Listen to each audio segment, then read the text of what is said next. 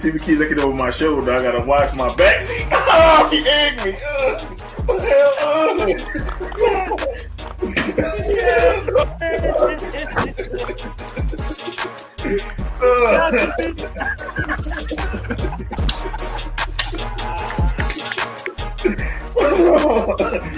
Oh, shit all over my rip with the jersey.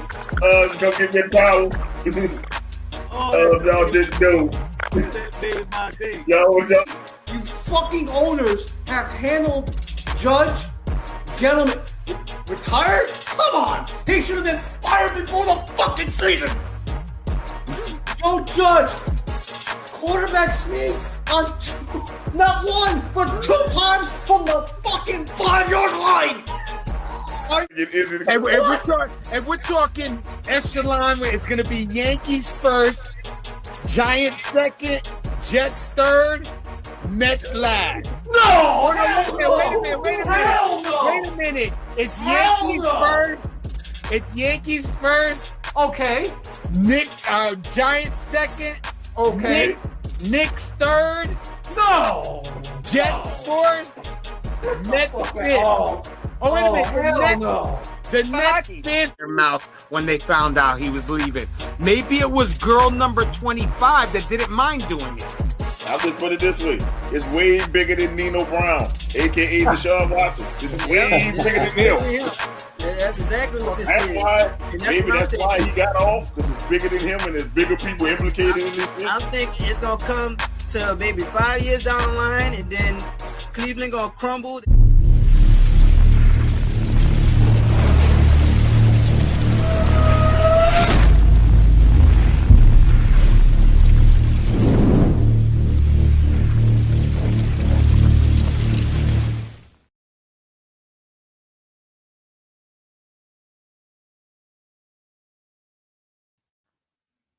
Hey, welcome to the Venom and Smoke Show. I'm your host, Mo Young, kicking it live to you on this Friday, bringing the Diabolical Hater. We already know Doc is going to be late, even though we started off late. We know Doc's going to be later than late. That's just usual. It's the usual. The usual.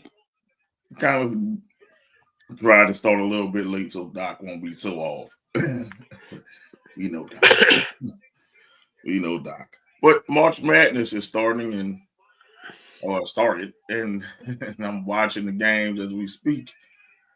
Dang, Memphis! I didn't know Memphis lost, but hey, I predicted it.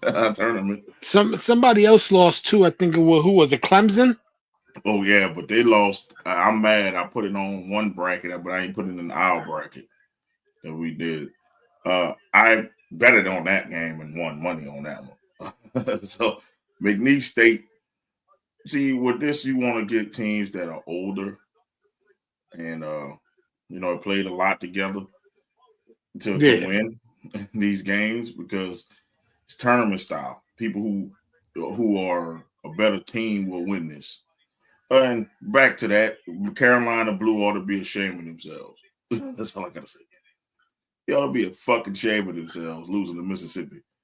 I'm sorry, Ole Miss. I'm sorry, Mississippi. Don't let me call Mississippi.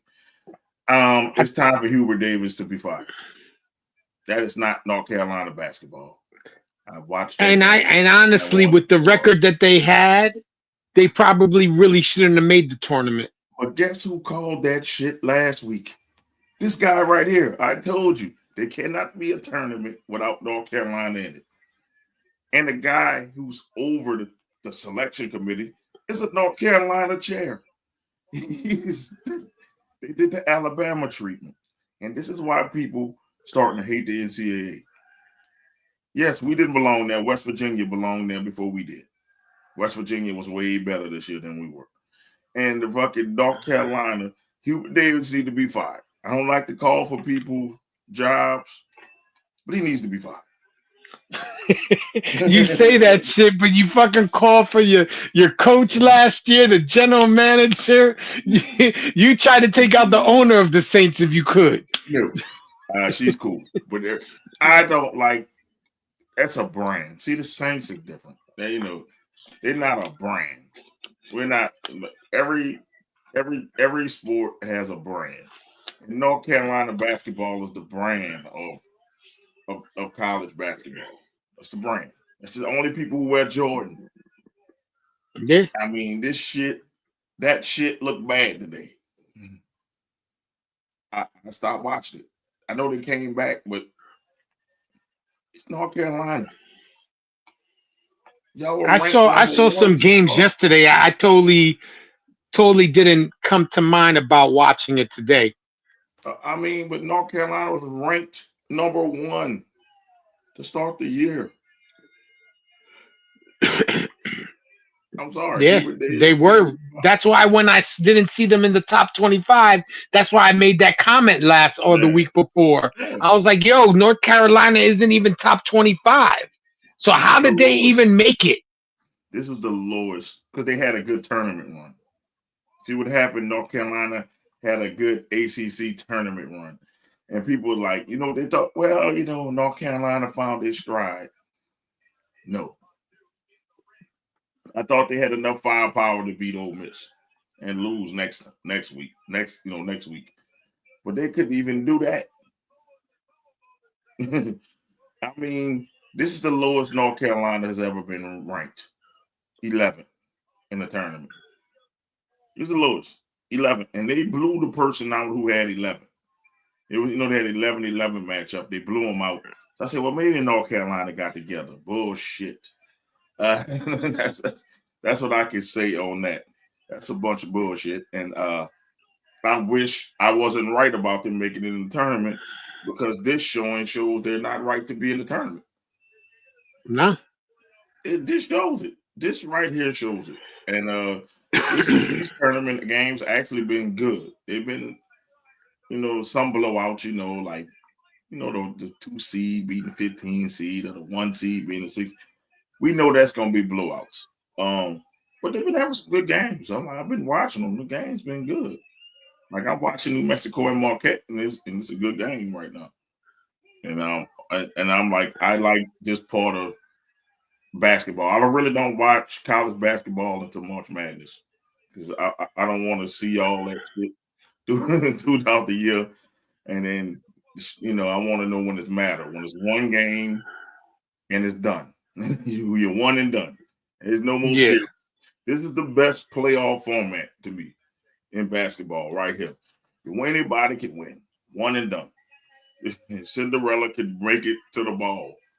As you can say, you always have a Cinderella, team. It's always going to be a team that we don't know of that comes and wins and keep winning. So I'm all for it. I mean, in your opinion, have you seen one of those Cinderella teams yet? Oh, McNeese State McNeese? beating Clemson. They had a swagger. They let Clemson come back. Only thing I hated, they were blowing Clemson out the water and they let Clemson come back. They were doing this to a 5 seed. And I guess they took their foot off the gas and they only won by 1, but they were beating people by 20. Clemson only had 13 points in the first half. I have never seen that ever happen. And right now, I am first in our brackets. First, I didn't get to fill out the brackets, so and me and Izzy are tied for first. It's cool. But, I'm looking at it. Auburn destroyed Alabama State. I had San Diego's beating Michigan, so my bracket kind of got fucked up with USC San Diego. That was one who I thought was going to have a deep run, but they end up losing to Michigan by 3. Of course, North Carolina lost. I had them winning a game. And let's see, anybody else? Memphis, I called Memphis losing.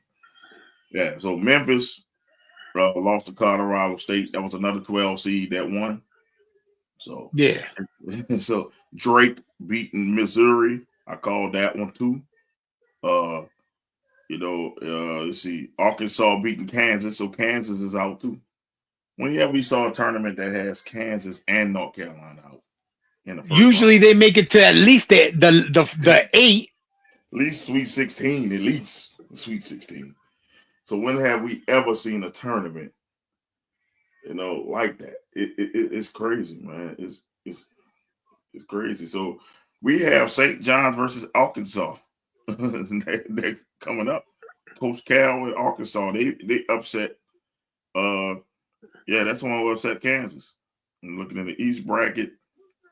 Who Arkansas? Baylor won. Let's see. Arizona winning. See any more upsets? No more upsets. And they had no upsets in the East brackets, really. The West bracket, McNeese State, yeah, they're one to watch out for. Let's see, they could beat Purdue. That really can happen. So for the people who like to bet, they can beat Purdue. Like McNeese State can beat Purdue. So that's one I would make a bet on. I will take McNeese with the points. McNeese State can beat Purdue. So if you are to bet people, if you are betting people, and I don't know what happened with Jay, if you are a betting person, listen to Mo. Take McNeese State with the points. Whatever they're giving McNeese State, I'm telling you, McNeese State can beat Purdue. I seen Purdue play, and I think McNeese State got enough swagger, got enough confidence to beat these people. So if you are looking for a bracket buster, thank you, Auntie Michelle, for liking it. If you're looking for a bracket buster, this is the one for you. Get McNeese State.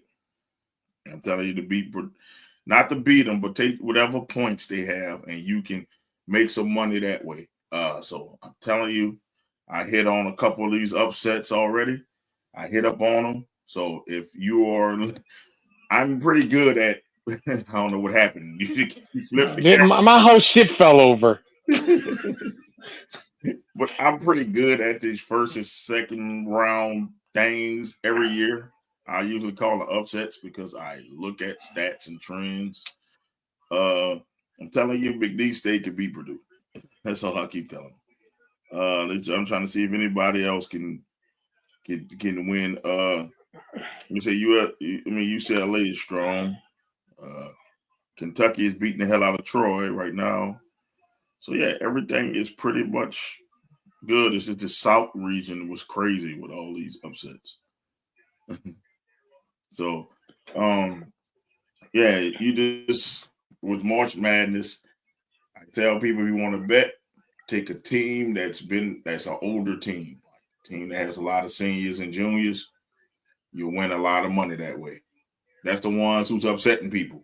See, these one and dones, you can't beat a team that's been together 3 to 4 years. You can't beat the team if you just been together today. Y'all just got together this year. You ain't beat the team that knows each other for 4 years. That's how these upsets happen. But there's a lot of teams out there that don't have that structure, though, because a lot of these kids are trying to run for that NBA money quick. And that's why they starting to suck in the NBA. Oh, yeah. I mean, yeah. So, but now the NIL deal can save March Madness. I keep saying this. Like Cooper Flag is not sold on coming out. The NIL can save March Madness, and we can get to know these players again. Because remember, March Madness used to be, you had to be in school for 3 years. I remember that before they started letting high school players in, you had to be in there for 3 years. You was in there. So now if I'm making $6-7 million, man, I can stay in school, become a star, and get paid. Or if I jump into the NBA, I ain't shit. I gotta start over. I ain't shit again in the NBA. I can't. You might as well stay the 4 years and clock that NIL money. Yes, because, like you said, when you get drafted, you're not getting drafted unless you're a superstar. You're starting on the bench. Mm-hmm. So if I'm like one of these players that's getting 1 or 2 mil, man, I could milk this for 3, 4, even 5 years if I wanted to, and get this NIL money. Yeah, and you'll be $5 million richer. Yes, and then I get out. People like, well, why you stayed the money? That's why I stayed the money. Because I'm like this. You don't have to rush to the NBA anymore. You're getting paid. See, the problem was I wasn't getting paid. And so But I think not everybody gets paid though. but the thing is, in basketball, it's easier to get paid than football because football is like 60, 70 people, 100 people. On basketball, it's like 15 people. And if you not playing, you ain't getting paid. If you ain't like in the top 10 of your out of those 15, you ain't playing. So you ain't getting paid anyway. But if you are playing, you getting paid something. So if I'm like a star in college, think about how much money Christian Laettner would have made if that NIL with Duke.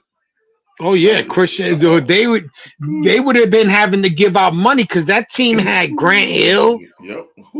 You know what I'm saying? That team had Bobby Hurley. Yes. They would have been giving out a lot of money. B Hill too. Yeah, well, they had a lot. Yeah. Of money, man. Yeah, you think about that. They had the NIL back then. Duke would have had to come up some money. Think about the Fab Five. Oh yeah, the Michigan would have been broke. They would have stayed. Or how about the running rebels of UNLV? Man, they was getting paid anyway. We knew them motherfuckers were getting paid. Every one of them motherfuckers was getting paid at UNLV. Who the hell picked UNLV to go to? Man, we know they were paying them people, but they got to pay. They would have got paid more. And I think like 4 of them got drafted in the top 20. That was like one of the greatest teams I have ever seen. And the running rebels were really the running rebels. That was like one of the greatest teams I have seen. I went back and looked at their tape because I was kind of young when they were doing that. I'm like, let me see this. That was literally one of the best teams I ever seen in college basketball. And they played good D. They ran up the score. I don't know how Duke beat them that second time. I do not even know. But goddamn, Christian Laettner had a fucking horseshoe up his ass. But March Madness needs more stars though that we know. See, you have to be a basketball head basically to watch it now because it's not star driven. We used to have stars. We used to be like, you know what? We knew like Christian Laettner, we knew he was on Duke. We knew, Chris Webber and then was on Michigan. We knew, Vince Carter and Rasheed Wallace was on North Carolina. There's no stars. We need to get back to having stars in college so people can give a damn about it again. Like women's NCAA. Yes, they learned, and that's because women don't have much money to leave college. It doesn't make sense for women to leave college. They make more in college. So that's why it's like that. That's why the women's Final Four is better than the men because we know the players. But hopefully these men stay at these colleges for at least 2 or 3 years. And then you leave. But we don't have to see. But the NFL is turning up again, I guess. I guess Izzy is happy. I don't know. He's happy with all these ex-Saints players. I'm like, he hates the Saints so much. He's always fuck the Saints. But he's bragging. J-Bo's not a bad quarterback. He's not. And I'm like this, but I just want to tell him you're cheering for the same people you used to say we were sad with. You got two Saints players. So your team just got sad. Yeah. Your team just got sad, Izzy. I'm sad. I heard about James. I'm like this with James. Get ready for the J-Boy experience. It's gonna come with a lot of yards, some bonehead interceptions, but you're gonna be excited as fuck. It's gonna be exciting. Yeah, he's not afraid to throw downfield. You know what I'm saying? Is he somebody that could mentor Drew Lock and DeVito? Maybe. No, I'm like this. No, you get another quarterback. Y'all better grab Shador or one of them We getting another quarterback. We getting DeVito the fuck out of here. He getting out of here. How they just re-signed his ass. I mean, well, Drew Lock they extended his ass. Well, Drew Lock gotta go. I mean, I don't see what they see in DeVito.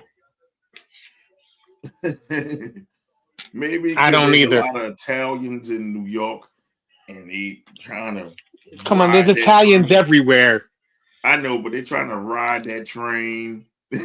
I'm guessing. That's stupid of them. I don't know, but he's not a good quarterback to me. That's like that would be like the Jets brought in Justin Fields because there's a lot of blacks in New York. You know what I'm saying? I don't know, but you know how it is, man. I don't see why they're keeping him. He's not good. DeVito's not good. He's not. He's a young arm that is unproven. He could end up being he could be a good backup. He needs to be in the XFL. That's what he needs to be. He needs to be, UFL. That's what he needs to be. He needs to be a Washington Defender or St. Louis Battlehawk. That's what he needs to be. Yeah, you're probably right. I don't see why you wouldn't even try to do something like that, like in the off season. I understand the health issues. You don't want to get hurt. If you get hurt in the USFL, I mean, he must be worth something to them because they re-signed him and they extended him or whatever. They're giving him backup money, so he must be at least worth backup money. Well, the Giants are always making bonehead decisions. Well, this was a good decision today. They got the best quarterback out there. J-Bo to me is better than Aaron Rodgers is right now. Yeah, but I don't know if he's better than Russell Wilson. I mean, you're right, but I think Russ got his issues. I don't know. Russ just gets gun shy towards the end. I don't know what happened to Russ. Russ came out cooking and then stopped cooking. At least I know with J-Bo, he gonna give me his all. All the time. It might be good, it might be bad, but it's gonna be exciting. The Giants ain't winning shit this year. they just not. If I'm Malik Neighbors, I'm smiling right now because I know Jameis is gonna get me the fucking ball. I am smiling if I'm Malik Neighbors. He does throw it to the receivers. You don't care. 2, 3, 4 people on you, he throwing it. You don't care. That's James. But they did that. Speaking of a former New York quarterback, Daniel Jones, he is now an Indianapolis coach, and he is battling Anthony Richardson for the starting spot. And it's not like you can't turn around and say, well, Anthony Richardson, let's say is more mobile because we know that we know that Daniel Jones could run as well. So it's going to be an accuracy thing. Who's more accurate? Thing is, if he cannot beat out Daniel Jones, he's a bust. He's a bust. And people was telling you Anthony Richardson needed time. They said he was a project, and they drafted him in the top 10. People were telling you, he's a. I just don't see how they can use him as somebody to mentor. Oh no, I wouldn't learn shit from Daniel Jones. Daniel Jones couldn't teach me shit. I'm just saying he couldn't. I would not listen to Daniel Jones. Anything Daniel Jones told me, I'm doing the opposite. It's because Daniel Jones, look at his failures in New York. Why would I listen to that shit? That's fucking stupid. But I mean, his failures, of course, is always going to be something else. Offensive line sucked. He only had really one weapon. You know what I'm saying? Like they got rid of that weapon. No, I'm talking about neighbors. I'm Oh talking yeah. about neighbors. I'm not talking about Saquon because Saquon didn't play there this year. He played Oh yeah. for the Eagles. But I'm talking You about know what his I'm saying? overall. I'm talking about his overall like. He only had 2 weapons. He only had 2 there, so yeah, he right. You know what I'm saying? The some of the moves that the Giants made, like they got Waller from the fucking Raiders. What did he do for the Giants? Shit, but retire. He got hurt and he ended up retiring. So you gave up a draft pick or whatever it was for this dude, and he didn't really do shit for your team. So to me, it starts with the Giants. It starts with the front office. I think it's time for them to start looking for another general manager that actually has some football smarts. Because whoever they got there is not that smart. They need a new owner. That's what they fucking Well, need. A new owner. I mean, so do a lot of other teams. Yeah. You know what I'm saying? Because your team could use a new owner as well. My team could use a new owner as well. I ain't gonna You're not gonna win games being buddy with everybody. And that's your owner. No, our owner is fine. It's our GM. It's because the previous owner pigeonholed her into this shit. From beyond the grave, he's still fucking the Saints. Fucking Tom Benson. There should be a way for her to get out of it. Thing is, how he did it, they got him pigeonholed into the trust. And it's going to cost a shitload of money to get rid of this motherfucker. So, unless this motherfucker takes a dirt nap, we stuck with this motherfucker. Or decides to fucking retire, we stuck with it. So, this Saints fans, y'all know. Saints fans, y'all know what you need to do. The thing is, what we did was she got rid of Dennis Allen. That's why I said I don't need a new owner. Because she went there and said, this bullshit. What the fuck is this shit? She asked the players what's wrong, and they said Dennis Allen, and he was out the motherfucking door. The GM was mad, but she said, I got the final say. Get this motherfucker out of here. So I said we don't need a new owner, but the damn Giants definitely need a new fucking owner. I don't know what the Maras or whoever they are fucking doing. I mean, being a Giants used to be a premier destination. Being a Giant, now people like fuck that. I don't want to go there. You're right. A lot of people don't want to go to the Giants. They'll go to the Jets before the Giants, and back in the day, that was unheard of. It was like the Jets would get somebody, but the Giants got them first. Got cream of the crop first. No, listen. No, everybody knows ownership in New York sucks because my owners suck as well. Not a lot of people want to come play for the Jets. The only reason why they come play for the Jets because the Jets aren't afraid to sometimes spend some money, and they'll overpay. Because look at how much money they gave. What the hell was his name? The linebacker, C.J. Mosley. Yeah, they got. They overpaid his ass. But did he motherfucking produce? I think he did. Well, I think he earned his money. Did he did last year? I mean, last year I think he was hurt. I'm not saying most of the season, but he was more hurt. But I think in all his other seasons, he produced. Yeah. New Mexico getting in that ass right now. I was looking at it. Who's playing? Game. New Mexico and who? And Marquette. And New Mexico is winning. Shit out. They're the 10th seed. The 7 seeds are not doing well in this tournament.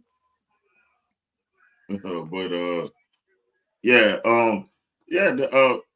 CJ Mosley, y'all had to overpay to keep him. Yeah, to keep our problem is that let's say with Sauce and with some of the players that we have now, they never signed them until when they're done with their rookie contract, we end up getting rid of them or they end up leaving. Nobody stays because they see in the first 4 years how shitty this organization is and who wants to keep playing for a shitty organization. Come on, y'all let Darrell Reeves walk. And he went and won a Super Bowl with another team. Yeah, and then he came back, didn't he? Yeah. After he was washed up. That was fucked up. But that's the Jets. That's how the Jets play. Least y'all not overpaying for a wide receiver that we had already. We just overpaid for Brandon Cooks. Give him 2 years, $13 million. I don't know where we getting all this fucking money. And he played for you already. Yeah, we drafted him. So they brought his ass back, and then they overpaid his ass. Yeah, for me, it's an overpay because he was hurt all last year for the Cowboys. We had him already at 100%. His full potential, we had him. And with Drew Brees, it was exciting. This dude is 31. That ain't coming back. So y'all can bring back the 10 Brandon Cooks jerseys. Y'all can do that. All you fucking want. He is not going to be back to where he used to be. That shit is dead. He first came here with Drew Brees. We got dumbass Derek in the fucking at the fucking QB now. He's gonna get that man killed. We'll get him killed. Like I pray every day that fucking Derek Carr pops an Achilles every fucking day. I wake up. That's one of my first prayers. Lord, make it pop up and pop an Achilles so he be gone for this year. Please do it. And that'll be that. You only need him, and next year they could move him, right? They can move him. I need this year to be over. I don't want 2 series. So we can bounce back from Papa the ACL. Papa. But you have to have some faith in the new coaching staff. I understand that I understand that, but you have to have faith in the coaching staff that they see that fucking, Rattler is a better quarterback or a better fit for the system that they're about to implement. You know what I'm saying? Instead of because they're gonna put him out there for all that money he paying him. And then this is the thing I'm worried about. But I understand the money situation, and we both understand that. But don't you think that they want to win games? If you see that he's not doing it, you got to bring in something better. And I'm just like this. They need to. You know what I'm saying? That they need to really look at him. He's a loser. It took 11 years and you never won a playoff game. In 11 years, this year 12. 11 years you didn't win. What's different? And the Saints are the most insane franchise. We'll keep doing the same shit and expecting different results. The crowd everybody hates Derek Carr except for the Mississippi Saints fans. I'm going to put it that way. The Mississippi and Alabama Saints fans are the only one that loves Derek Carr. The real New Orleans can't stand this motherfucker. Y'all read between the lines if you know what the fuck I'm saying. The people from New Orleans, actual New Orleans, can't stand Derek Carr. So you're trying to say Mississippi is the ones that they're the fans that don't know what the fuck they're talking about. They're not real Saints fans because they don't live in motherfucking Louisiana or Louisiana. No, fuck Louisiana. Because don't put it this way. It's New Orleans and then there's Louisiana. That's what I tell people. We live in the state of New Orleans. Everybody else lives in Louisiana in this state. We live in the state of confusion. It's like this. It's like what Miami say. Like we in the state of Miami and Florida is Florida. It's the same shit because it's the same configuration. New Orleans is soul. It's jazz. The rest of fucking Louisiana is country and hillbilly. Let's be what it is. So, quick question. So you're saying that the Giants should draft a quarterback at what is it, 3? 3. If why not get Hunter? I'm like this. If Cam Ward falls, you definitely need to get Cam Ward. The Giants need a quarterback in the future. They need that because Jameis could be a great backup, or he can start for you. They need a quarterback for the future. And if Shador's there, he already showed that he can handle bright lights and shit. I would just take him. Now, if you want to do Travis Hunter, think about who's going to probably have a longer career. The quarterback or the cornerback / wide receiver. Like, who's going to have the longer career? And if you think Shador or Cam Ward is going to be the guy, you need to get that guy from the Giants.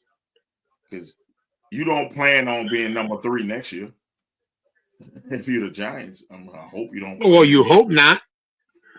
Number 3 next year. So if you're that high and the quarterback that you're really high on falls to you, I'm taking him. Because if this is the quarterback, if the second best quarterback falls to me in the draft, I need him. I need to get him.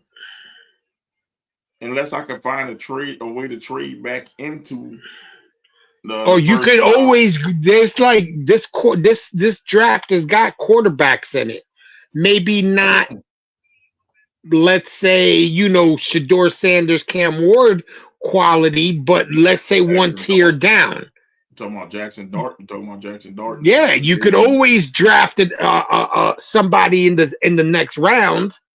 But you could. But if you already up there, that's quarterback territory. But you have Jameis Winston for 2 years. Yeah, you bring in this kid Dart or any other quarterback that let's say is the 3rd best quarterback, and you develop him underneath underneath Jameis.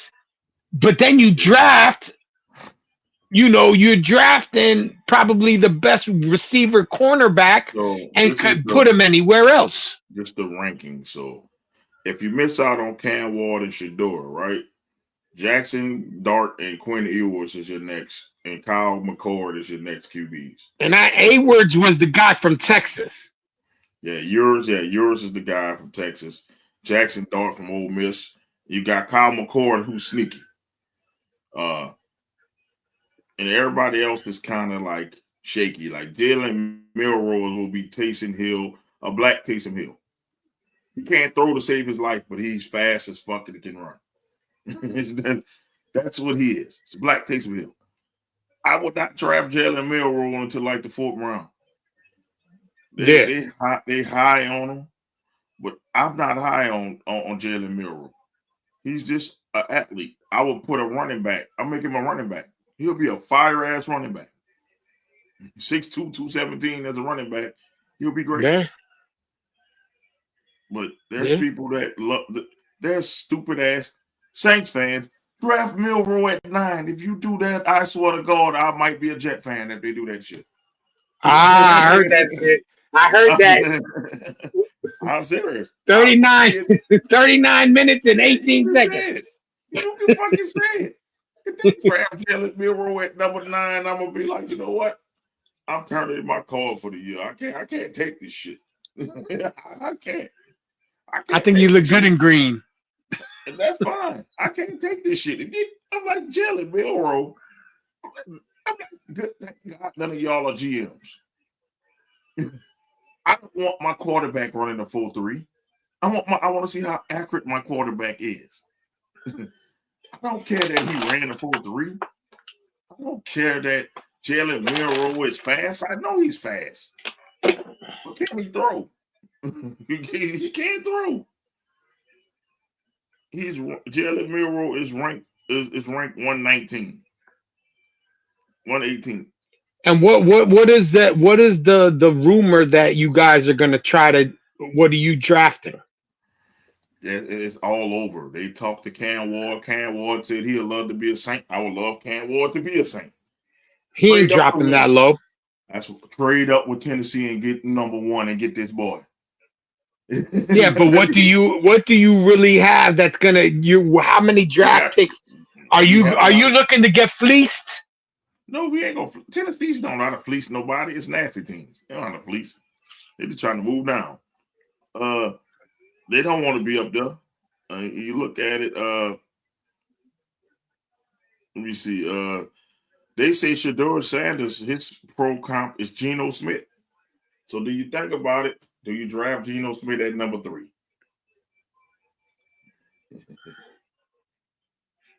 And the Giants already had Geno Smith.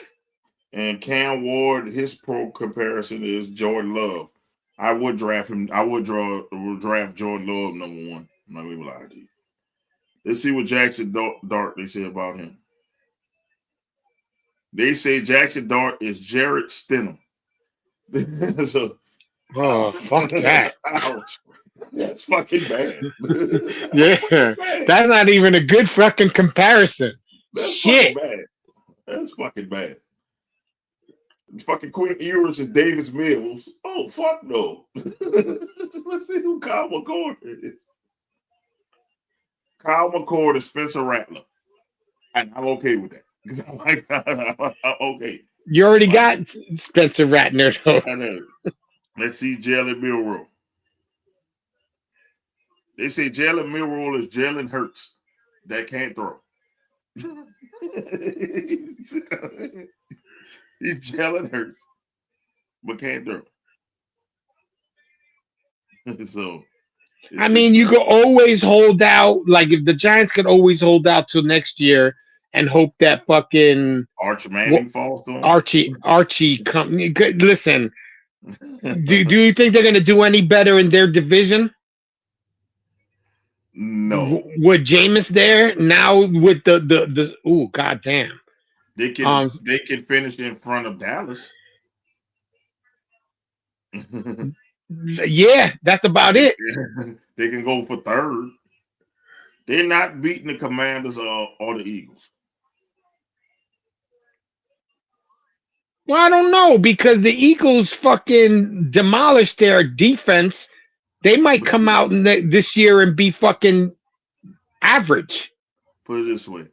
The Eagles are going to get younger on defense. This is a great defensive draft. I think the Eagles have a lot of picks. Man, there's a reason why they got rid of all those vets. The Eagles are going after somebody, and I hope other teams are smart enough to know who they're going after so they can block them. Because the Eagles always find people, man. Like, Howie Roseman got to be the GM of the year or the fucking decade. He is great. Howie Roseman just finds talent. You know what he does? He said, you know what? I'm going to go to the most talented school, and I'm going to get half their defense. And nobody stopped him from doing it. He got all of Georgia's championship defense. Yeah, but half of those people are gone. Nah, they still there. They got rid of everybody that wasn't Georgia. All of them still there. All the Georgia Eagles are still there. And what he going to do? He going to find another school that has a great defense, and he going to poach them.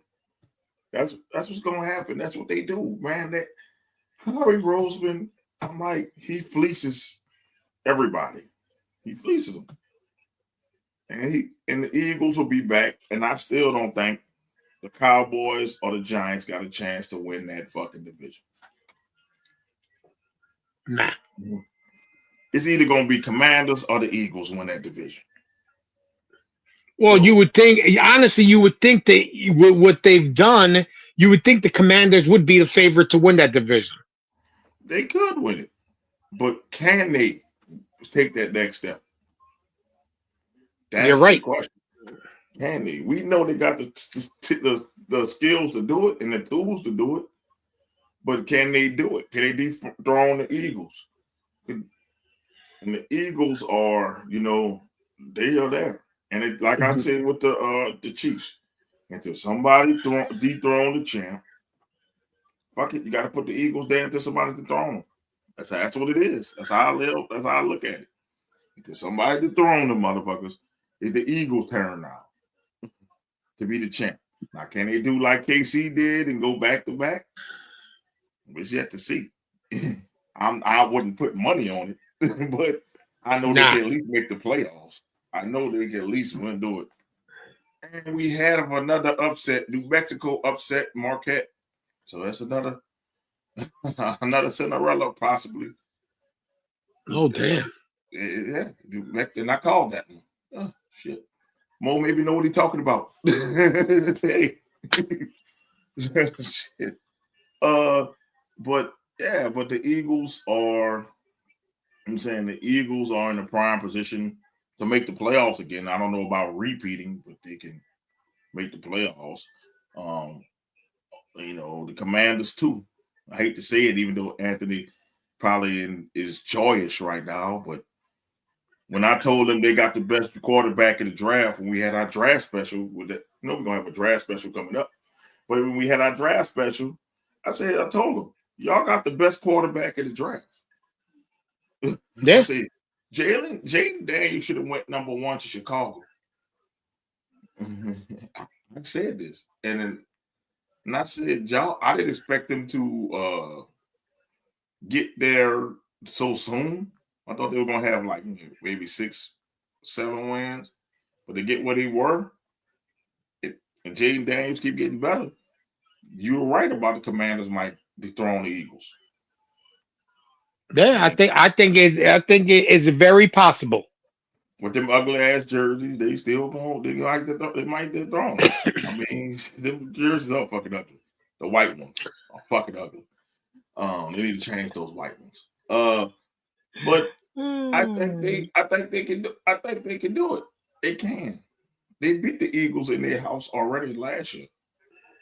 So it can happen. But the Commanders have to get a little bit more on the defensive side in the draft. I think if they shore up their defense, We got a month, right? About a month. That's a month. So we're gonna be talking about these draft prospects because we got a month. And it's a defensive draft. So this is the defensive lineman draft. So that means D tackles and edges, they're plentiful in this draft. So if you are struggling defensively, this is your draft. Like they have so many edges, so many D tackles in this draft. And if you're struggling in the trenches, this is your draft. We are. If this is an offensive lineman draft as well, if you're struggling in the trenches, this is your draft. This is there's always one draft that has all these great edge rushers, all these D tackles, all these offensive linemen. This is your draft not to miss. Now, I know people talking about Will Campbell because his short arms, and he's like 6'7", he got short arms. And they're talking about putting the guards. You can't put a dude 6'7" at guard. Too fucking big. You too fucking big. Yeah. So you're right. That's a right tackle right there. He's a right tackle. He's gonna be a right tackle. He's not gonna be a left tackle, so he might drop a little bit. But I've seen some LSU games. He's good enough to be a good right tackle. I wouldn't put him at left, especially with them short. Well, you put him at the weak side tackle. Yeah, weak side tackle. So if you got a left-handed quarterback, you'll put him on the left side. Yeah. if you want to be I'm saying if it's like that. So he is one that might drop because of his short arms. And that's crazy. You're dropping not because of your skill, you're dropping because your God-given ability of having short arms. Can't trust a tackle with short arms. You can't trust a quarterback with small hands. That's just what it is in the NFL, man. You can't trust it. He got fucking little arms like It's all short. It's all too short. And they're not short by a lot. It's like short by like an inch. I'm like, dude, it's an inch. It's not like he's 3 or 4 inches short. He's not like a T-Rex with his arms that damn short. It's an inch. You like your arms to be 33 inches being a tackle. I think his is like 32. I mean, I get it, but that's only an inch. It's only an inch. Man. Shit, it's an inch, dude. It's not like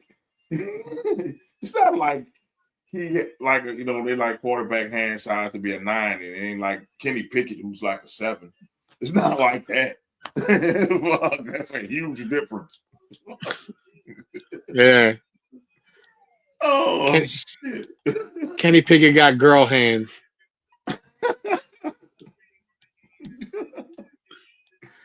Man, Kenny Pickett, man, that's the Browns' new quarterback. We're gonna leave Kenny Pickett alone.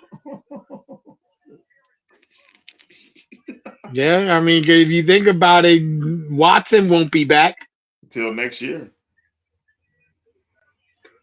I think they're gonna get so rid of Deshaun Watson next year. they got to find a way to get rid of him. I No, honestly think they're trying no, to get rid of him because if he got hurt while he was supposed to be wearing his boot, that should have been the stipulation to void their contract. see, what they did was when they changed his contract, they restructured it. So how they did it is they can get out of that contract next year. So this year they have to pay him whatever, but next year it's Like not 80 guaranteed. something $million dollars, some shit like that. Yeah, but next year it's not guaranteed. So he could get cut next year if he ain't on his shit. And now, if you're the Browns, they have the number 2 pick. Do you pick up Shador? Do you pick up if the Titans No, decide? because didn't Dion say that Shador wasn't going to the Browns? But I would pick him anyway. I would force Dion hand. I would pick him and I would trade his ass. Yeah, trade him and get some more picks.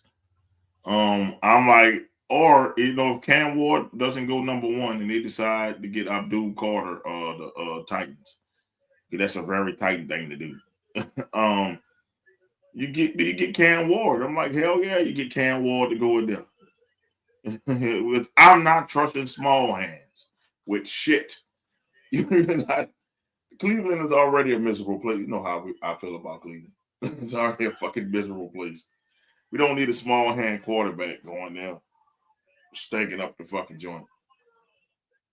Yeah. I'm just saying. Hey, people from Cleveland are going to dislike me for what I say, but I mean it. I'm like, nobody says let's go to Cleveland on vacation.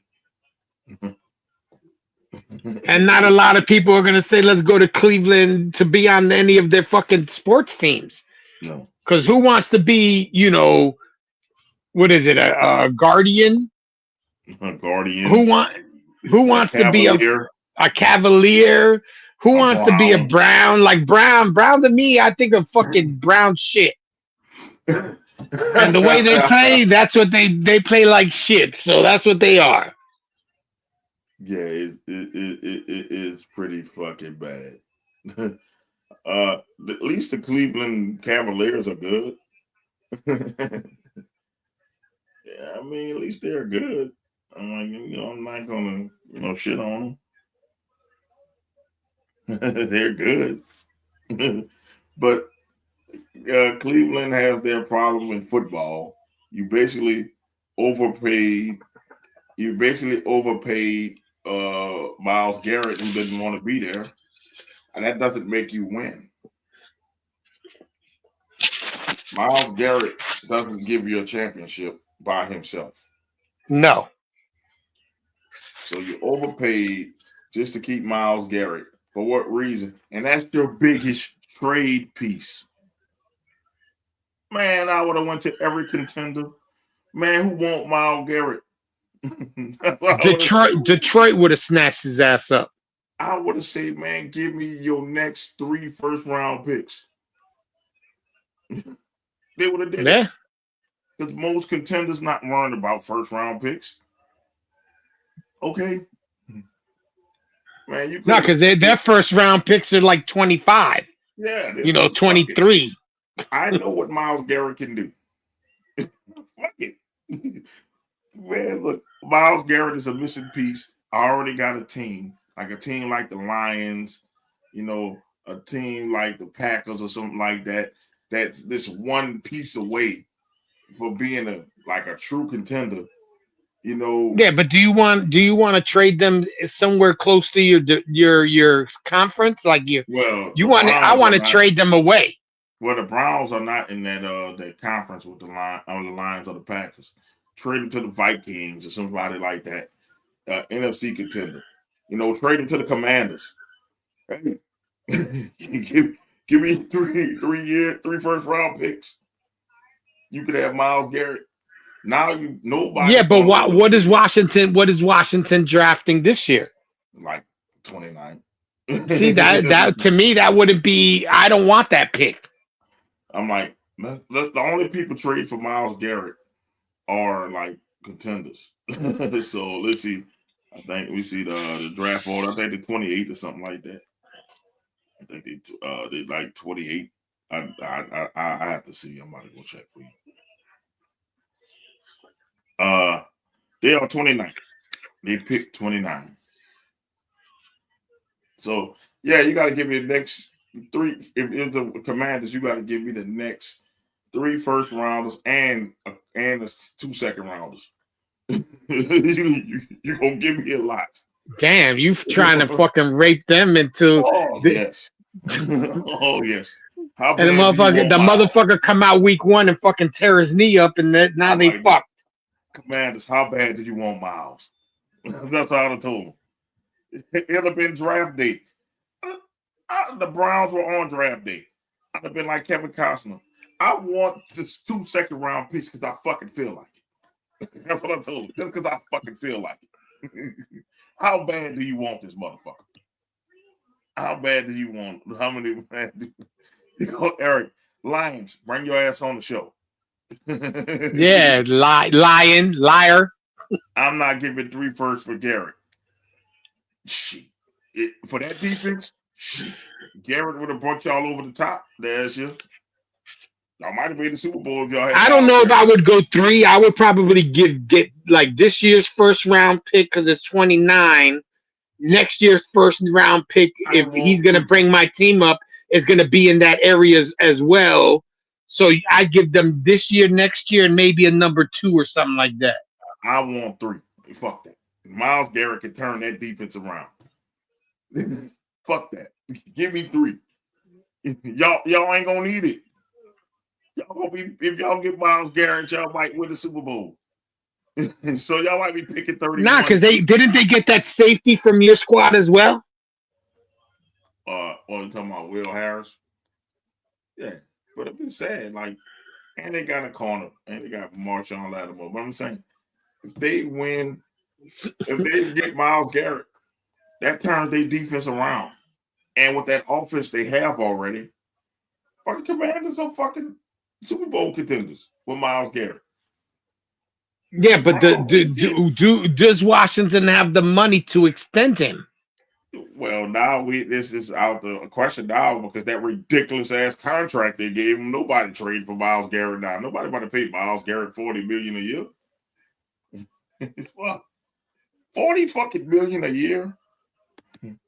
That's why the Browns are where they're at in Y'all the fucking or O-lineman. Yeah.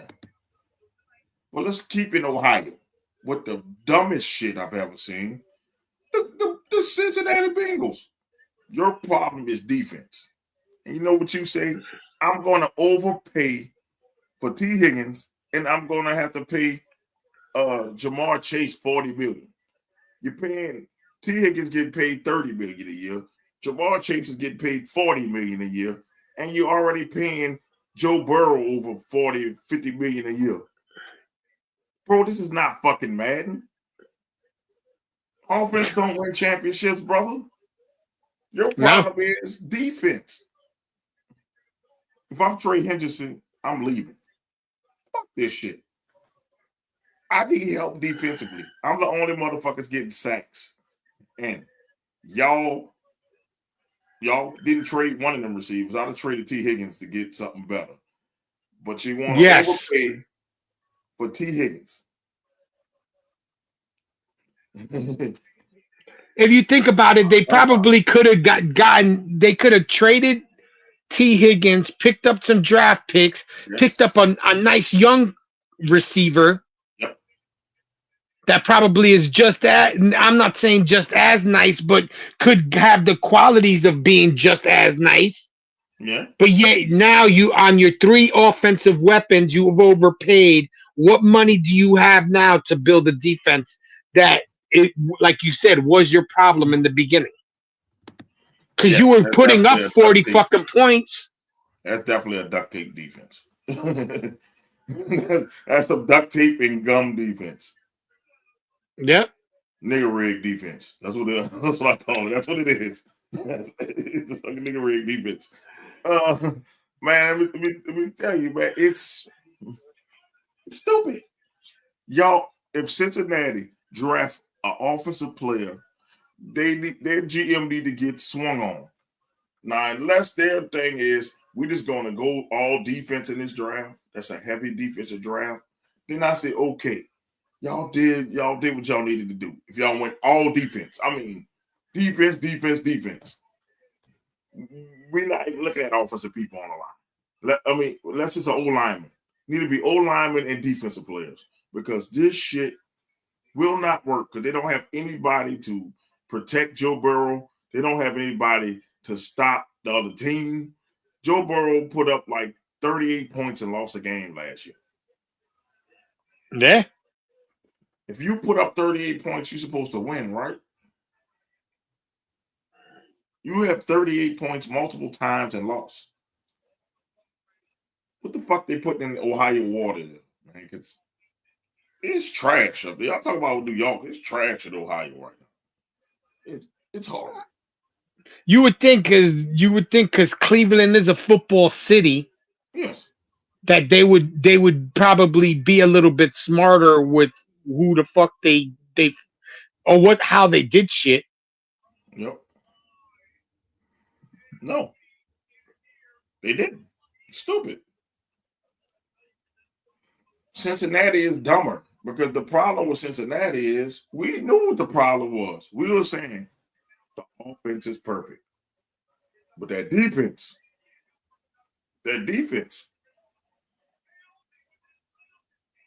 So Cincinnati, I guess, gonna say, you know what, we're gonna outscore everybody. Fuck it. We gonna go for 40. We're going 40 points a game. Hopefully our defense stop them once.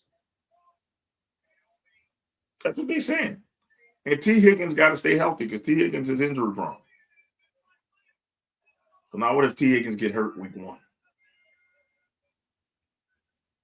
What happens if Jamar Chase get hurt? What if both of them get hurt? That's how I look at it. Yeah. What if they both get hurt? What if they both get hurt? They both get hurt. That was a bold cotton. That was a bold strategy, Cotton. Let's see if it works. They both get hurt. So the Bengals have only 6 picks in this coming up draft. And only 6 picks?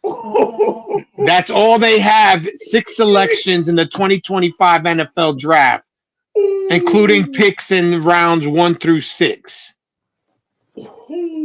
How do you build a defense with 6 picks? Well, that's never been Cincy's MO. That's never been their MO. We not seen anything for the last 3 seasons? The defense was held together by duct tape. Wait, we talking about I'm still stuck on. They only have 6 picks. That's what I just read. Unless I read it wrong, it's 6 picks for this coming up draft for 2025. This makes this a really bold move. 6 picks to fix that defense.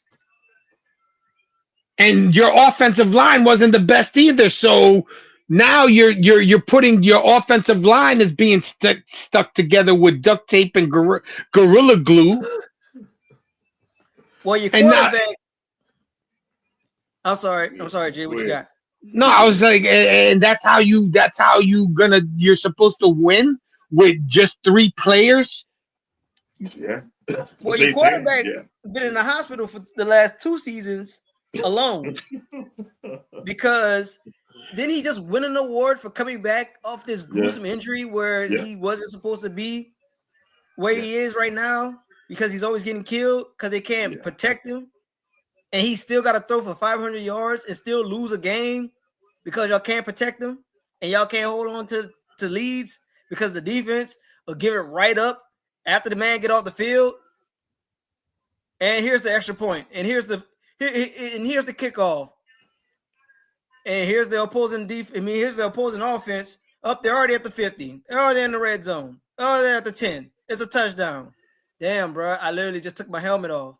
Joe, get back out there. Yeah. Man, I'm starting whoever playing Cincinnati defense in fantasy. I'm starting their wide receivers, their running backs, the quarterback, because they about to have Hall of Fame numbers against that defense. Yeah, I mean, depending on what it is that they have in, let's say, who they have on the bench and what they draft, it might be very easy to put up numbers. They're gonna, like you said, they're gonna try to outscore everybody and hope that their defense, the little bit of defense that they do have, is actually, yeah, good. I'm just dumbfounded. When I saw that, I said, wait, I thought it was somebody trolling when I first saw it. Like, ain't no way they're going to re-sign Higgins. No way. No way they're going to do it. Fuck it. I looked on ESPN. Whoa. They really did it. $30 million for one receiver. $40 million for another receiver. That's $70 million. Listen, I'm trading the one that didn't get the Triple Crown, yes, and getting as many draft picks as I could, and then building from there. You can find another T. Higgins. You can't find another Jamar Chase. Yes. So y'all recall when I shared in the chat when I was out there at First Take, and I was there the day that Joe Burrow was out there. Okay, hold on, Diddy Chris, fucking C Diddy back. Hold on, comment. Fucking Chris back in the building. C Diddy back in the building. Yeah, Chris. I don't have no C idea. Diddy. C Diddy is back, man. I went to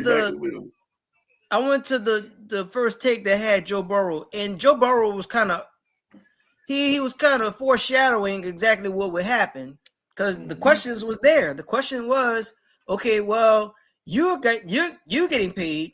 Mm-hmm. We know Jamar's gonna we know Jamar's gonna get paid. He's getting paid 50. So what happens with T? Are you guys gonna keep him? And he's like, that's for the front office to decide.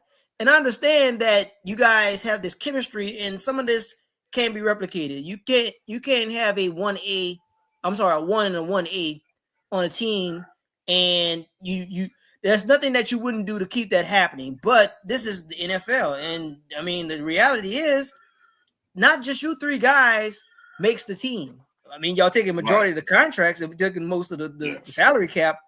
Yes. But if y'all want to be successful in that particular division where you had to share, matter of fact, y'all didn't even share because y'all didn't make the playoffs. The two spots that went to the playoffs, to the postseason, was Baltimore and Pittsburgh. And you think these people are going to go away? No. You want to match up with them.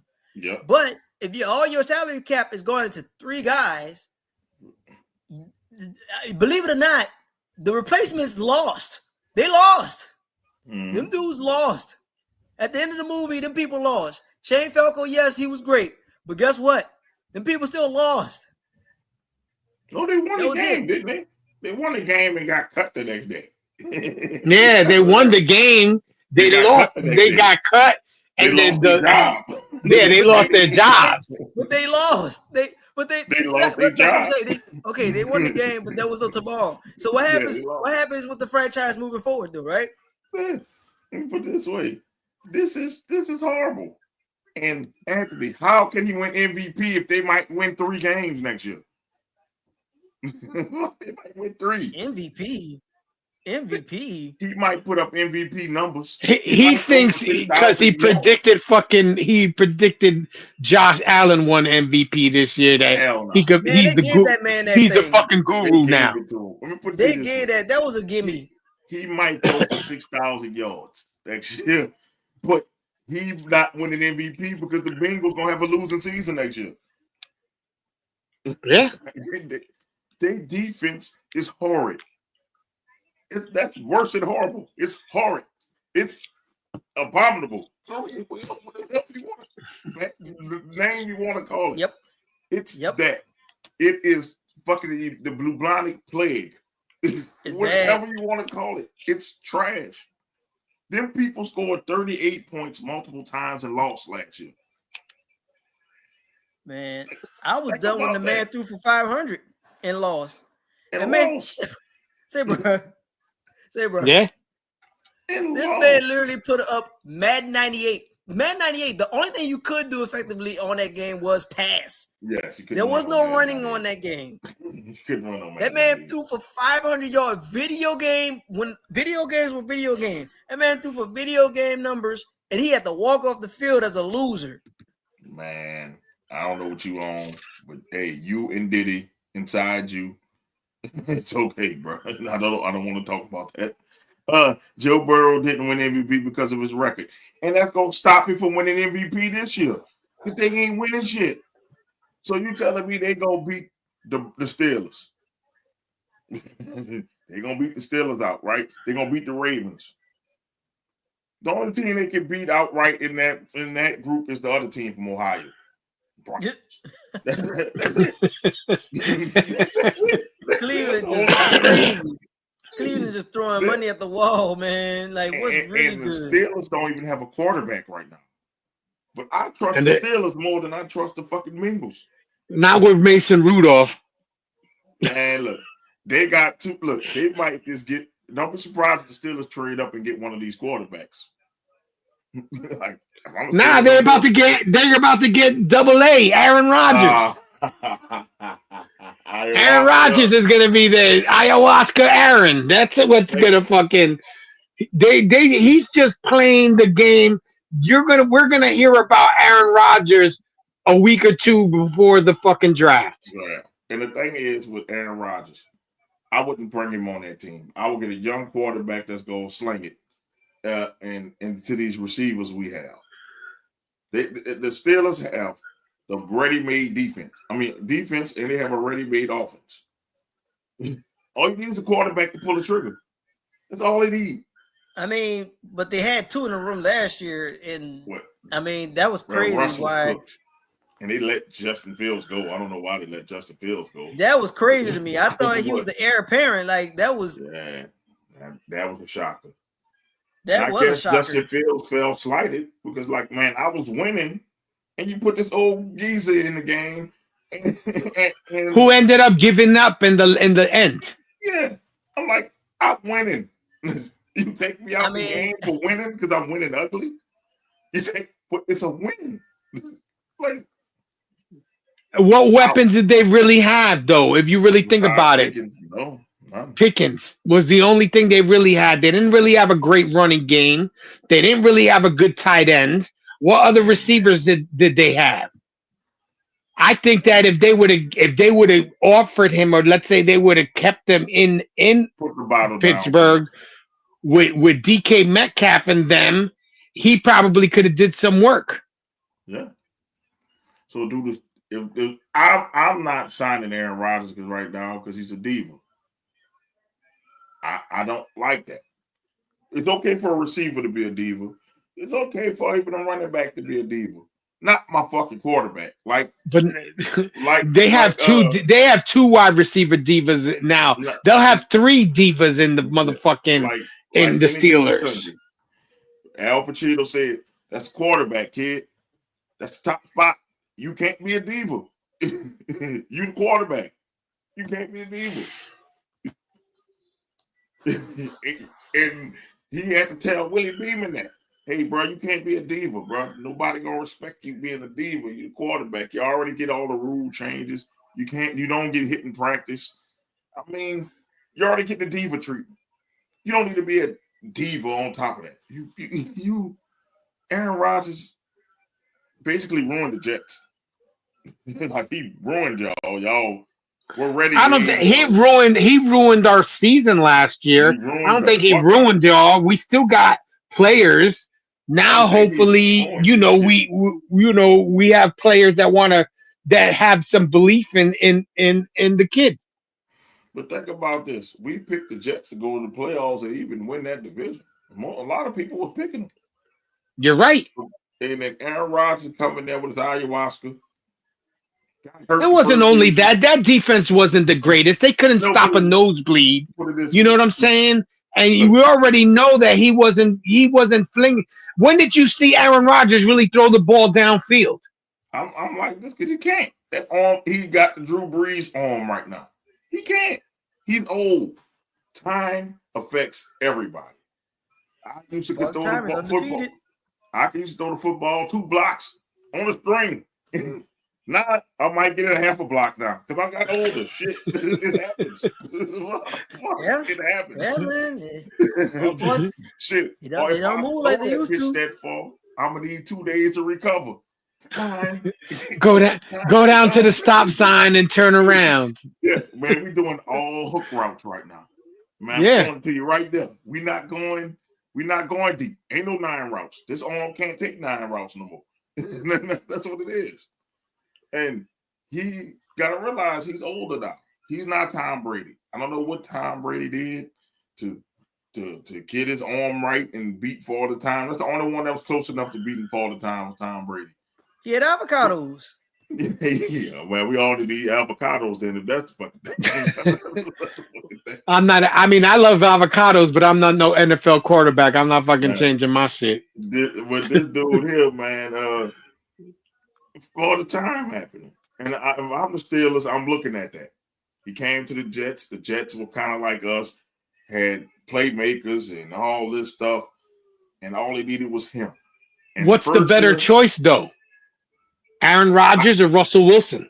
I fuck both of them. I'm getting the rookie out the draft. Fuck it. I'll just roll with the rookie. I've seen if we get the right rookie like Jaden Daniels, hey, surrounded with talent. Look how far he went. We got a defense. We got an offense. You got to move up into the top 3, and the Giants ain't giving up their spot.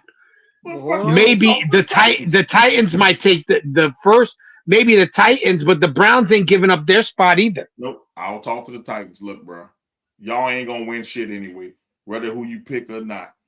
Look, take these 2 first rounders and the 2nd round pick, and shut the fuck up. No, that's when the Titans are supposed to flee. You want my number 1 spot? I want 2 number 1s. I want 2 number 2s and a 4. And you can kiss my ass. Then I'd be like, I guess you don't want it. You the Titans. Y'all ain't winning with nobody anyway. So fuck, you might as well give me your pick. That's what I would do. If I have DK come over there and beat your ass. Fuck DK.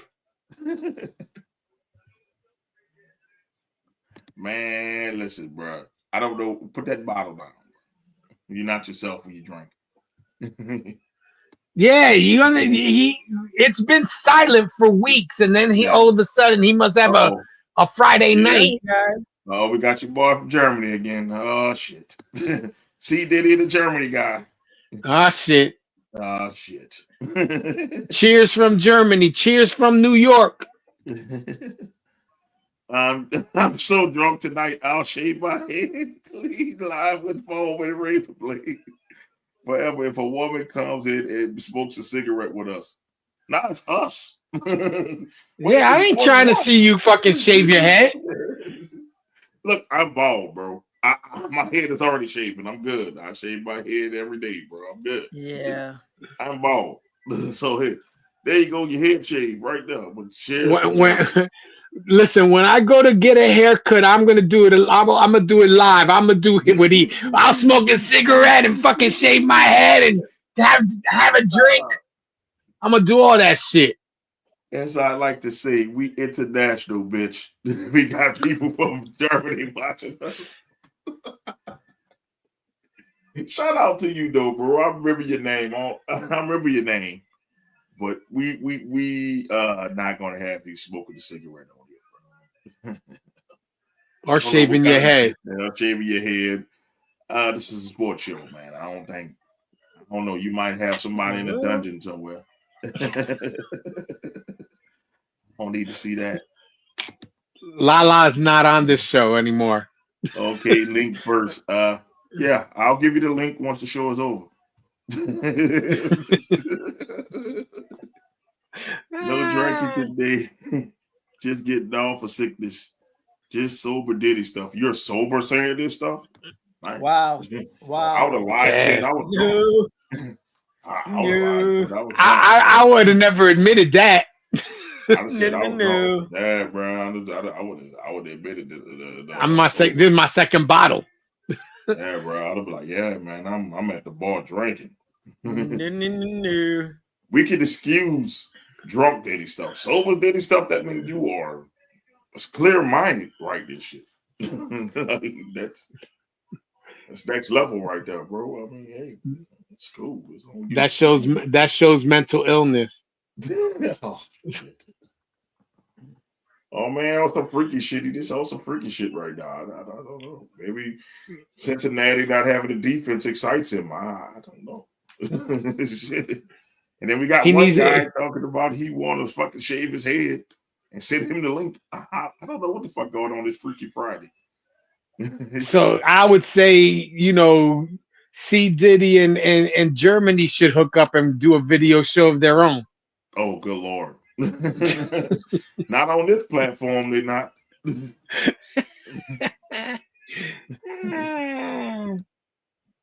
Pause. I got a load to let off. Yeah, you said it. Oh, you gotta inspect it before you read it. Oh Lord, that's fine. He has a load to let off. It's fine. It's all there.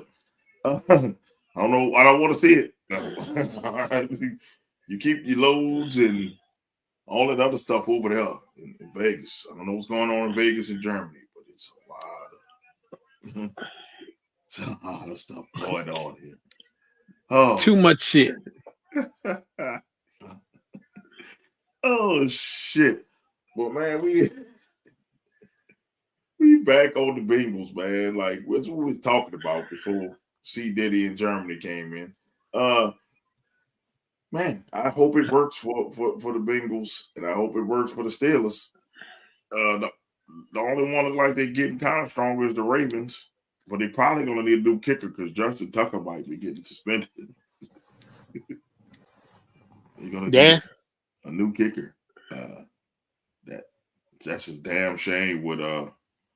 If he doesn't get suspended, there need to be a riot or something because that's not fair to Deshaun Watson because it's literally the same crime. His might be worse. At least Deshaun didn't get kicked out of a parlor. He got kicked out of a massage parlor. That means that was a reputable business. So I don't know. But man, he got me all track. But man, let's talk NBA. Everybody talking about how well Bronny did last night. He scored 17 points against the Bucks. Bronny got to take off because all the starters got pulled. Whatever reason, I don't know. I don't follow the NBA because NBA made me mad. That's what happened. What happened. But shout out to Bronny for showing up. It was a home crowd. People got a little taste of him taking off. And I mean, I seen his highlight package on some videos online today, and that was a move that he got Giannis on. I'm like, okay.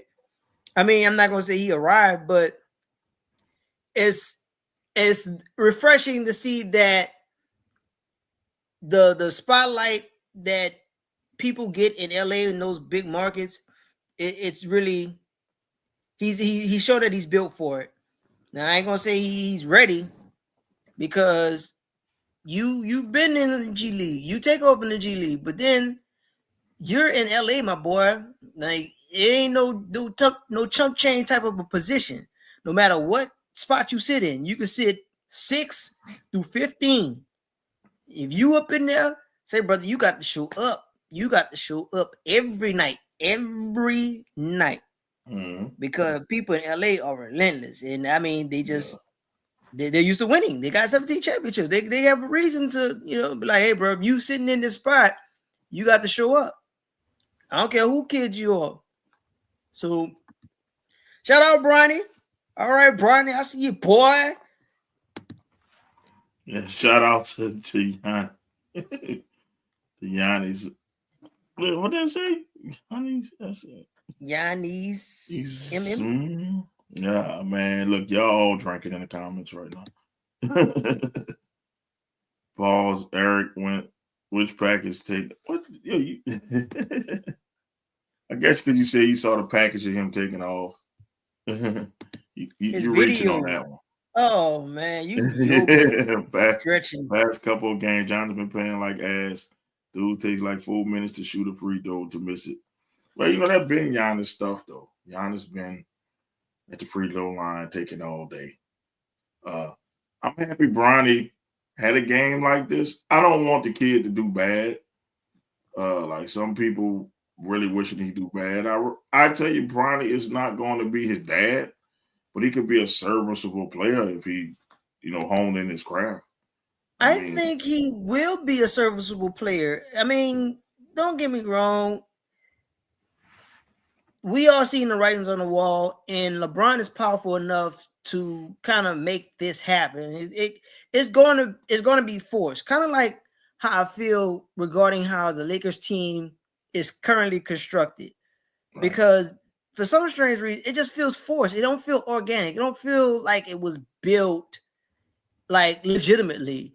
Even back the Lakers back when, at least it seemed like okay, the Bus family legitimately built the team. It's like we're gonna pull a guy from here, we're gonna draft this guy, so on and so forth. But now it just feels like if LeBron wants it, that's just what's gonna happen. When the Lakers had all that young talent before that dude walked up in there, that dude looked, he said, I can guarantee you I can get rid of at least 90% of this roster. And he did. Made a contract, made a championship caliber team. And the following year, I get rid of 90% of this roster. Like, I don't know how. Like, how do you make this happen? How is LeBron that powerful still playing? Right. Like, I understand that he's LeBron James. I understand he's the face of the league. But at the end of the day, if I own a team, or if I had to come up with a group of guys to own a team, say, man, ain't nobody telling me what to do with my money. Y'all gonna do what I say, and that's gonna be it. Cause I run this here. I don't care what he said. I don't care if he pouting his face or not. He get up out of here. As far as I feel. I just saw that as I was about to break it at the Eric talk. Yep, George Foreman, Big George, has passed away at 76. Yeah, that's 76 years old. Rest in power, brother. Big George Foreman, man. We're losing all our icons. Yeah. We need to start giving these people their flowers. We need to start doing it. This here today, gone tomorrow stuff needs to, we need to really appreciate our icons and our legends while they're here. And George Foreman was a big legend. Man, I remember when he came back when he was old. I didn't remember young George because he wasn't born. I remember old man George knocking Michael Moore out with that slow looping right hand. I still remember that. And I wonder why, like my pops was cheering for George, and then I saw his old stuff. I'm like, damn, George was a killer back in the day. So, man, I remember that when he knocked out Michael Moore. I'm like, damn, dude, 40 still dropping folks. I said, I hope when I'm 40, I'm still knocking people out. Old man strength. That's that old man strength. Old man George, strength, man. That's not old man strength personified, man. Yeah. Honestly, and I'm not taking anything away from the legend and the icon and George Foreman. I just don't remember a lot of his fights. Probably well before I really got into watching boxing. And boxing for me right now, I don't track it. I need that for Nasty when Nasty makes an appearance and he's out the woods. But as far as one of those legends, those names you're gonna hear, and somebody who you can't mention the sport without thinking of them, or one of those names that will come up to mind. He's definitely a top 10 when you say boxing, in the sport of boxing. Yeah. And this ain't, I mean, 76, not that old, relatively young, and I guess it's in the perspective how you want to look at it. But as far as what he's done for the sport of boxing and for the black community, Yes, definitely, his work in the black definitely, community is underrated. yes, It's very yes, underrated. very much so, and just giving him his flowers. I'm sorry he's not here to appreciate it, but Yeah, just like I'm a piggyback off you, Mo, and rest in power, and may that family find some sort of comfort for the days that's coming up and in front. yeah. And I tell people this is why I do shout outs. That's why you can shout out whoever you want to shout out, so you can give people their flowers while they're here. Because you never know what the next day may bring. And I don't want people to be like, man, I wish I could have told this person this. That's why I added shout outs in the back of my at the end. So at the end of the show, we do our fun and whatever. Then, hey, shout out this person, shout out whoever, just so they can have their flowers. Because there's a lot of times you see at funerals, especially for men, that's when we're shown that we are missed. It's like when we're dead. Like, yep. They think, man, he's gonna be here tomorrow. I'll tell him tomorrow, or he's gonna be here. Like, the next day is so, and then all of a sudden that doesn't happen. So I tell this to anybody: if you got anybody you appreciate, please give them their flowers while they're here. Tell them how much you care, how much you appreciate what they do while they're here. Because when they're not here anymore, you got to do this RIP stuff. And then tell people how great this person was. And Big George was great. It wasn't just his boxing. He was in the ministry. Mm-hmm. He had like, if you watch his movie, it's very inspirational because he was like a troubled kid. Then we got into boxing, and then he became great at it. Olympian. He was great at boxing. And then, the Lord called him to, after he lost to Ali, called him to do ministry. Mm-hmm. You know what I'm saying? And then he opened up a community center for the kids in Houston. It's a very inspirational story. I watched it. I'm like, damn, I know George went through all that. And he came back because he went bankrupt. You know what I'm saying? And he fought to keep the community center. That's why he fought Michael Moore, to keep the community center open and all that stuff like that. So, yeah, Big George was an inspiration, especially for people in Houston. So it was a great movie. And so if you have a chance to watch it, it was a great movie. It did Big George justice. Oh Lord, I have returned, my Lord. Bro,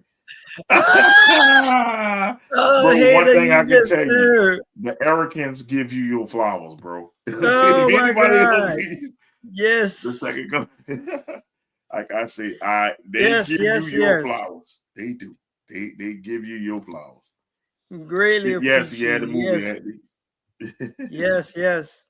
Yeah, Anthony, I believe it. It was called The Bitch of Bitch. No, man, we're not gonna do that to George. Look who's back, man. Look, all the favorites coming back. We got C. Diddy. We got the guy from Germany, and now Miss Bitch is back. Oh shit, Miss Bitch is back. She's out of the dungeon. Eric let her out the dungeon. Damn. Yes. Eric getting soft. Oh shit. Oh man, y'all got me choking, man. But we just were talking about George Foreman that passed. That's crazy. Yeah, hey, 76 is not old, as many people want to say. It's really not old. Old to me is like if you're in your 90s.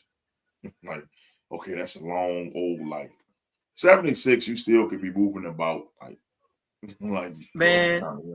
Not to take anything away from Foreman, but I have a neighbor right across the street from me. This like he always had he always caught eyes on, you know, when we moving out and about. He's real cool people. One day, I was outside with my daughter and we had the lemonade stand up, and he just came over and we got chopping it up. Turns out this gentleman is in his 80s, and I mean he maneuvers and looks maybe about 10 years older than me. I promise you, maybe 10, if that. Like he maneuvers. He says he still goes to work even though he doesn't have to. Mm-hmm. And I mean, I think he is like 80, mid 80s. I mean, he still gets around fine, and it's all there. Like he'll hold a conversation with you, remember it. I mean, I think I shared it with him. I told him, I like, when I see you across the street, I think you're my spirit animal. Like I see how you maneuver. I'm like, that's inspirational. So not taking anything away from George Foreman, trying to take anything from the conversation, but when you said that 76 is not old, I really don't think that 70, 76, 80, I don't think that's old at all. Yeah, but he got punched in the head a lot. He punched a lot of heads off. And yeah. I mean, that too. He dished it out too, so he dished it out more than he took it.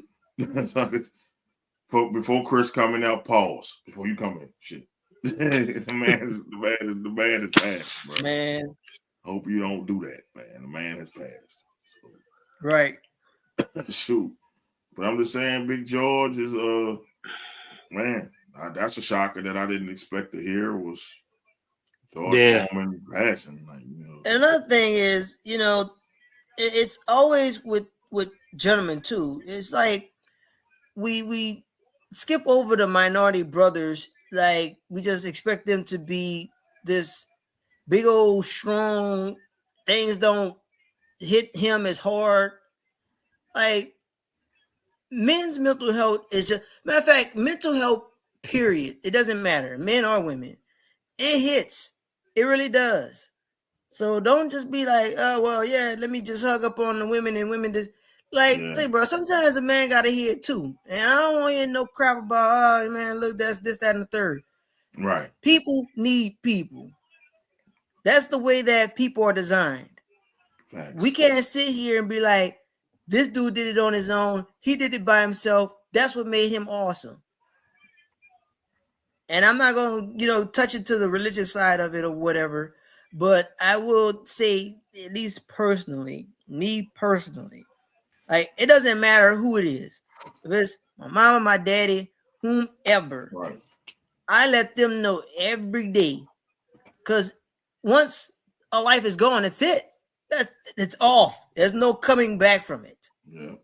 So ultimately, when I come across people, I want to give you what I believe, like I would want to be treated. Like you may not reciprocate that for me, but at the end of the day, you came from somebody. You came from your mother birthed you, and your mother loved you to life. Right. Now I ain't got to get along with you, but guess what? I ain't got the power to say, look, your life should be done. Now I look at it like this with the man's mental health. Just because that man built a lot by himself don't mean he didn't struggle. Like a lot of men struggle in silence, and stress often kills men. That's why women live longer, because women can express their stress and not be judged for it. And that's what it is. When men express their stress, it's often seen as complaining. True. As people do, like, oh man, well, you complaining. Nah, I'm just telling you what's wrong. But okay, I'm complaining. Well, I ain't gonna say shit. Now we internalize all that stress. Yep. Stress kills. I tell that to anybody. It kills. And a lot of men die from stress. That's why a lot of men have heart attacks, CPOD, PD, all kind of stuff. All of it, man. All of it because of stress. And yes, people got to realize even Superman needs to rest. Even Superman got his ass whooped by Darkseid. Man, you can be Superman all you want, but hell, man, you're not going to be undefeated against life. That's the only thing undefeated is life. Because life is undefeated. It will whoop your ass. So it's a lot of men. That's why I offer this pilot platform. Hey, man, if you're having a bad day, man, shit, come up here, kick it with us. Shit, tell us what's going on, man. I'd rather you vent out and we turn left and from what we talking about to help you out. You know what I'm saying? Like, not too many platforms offer that because a lot of platforms want to be about them and get their content off. But this what it is like, man, hey, you having a bad day, let a brother know. Maybe we can help you through that bad day. True that.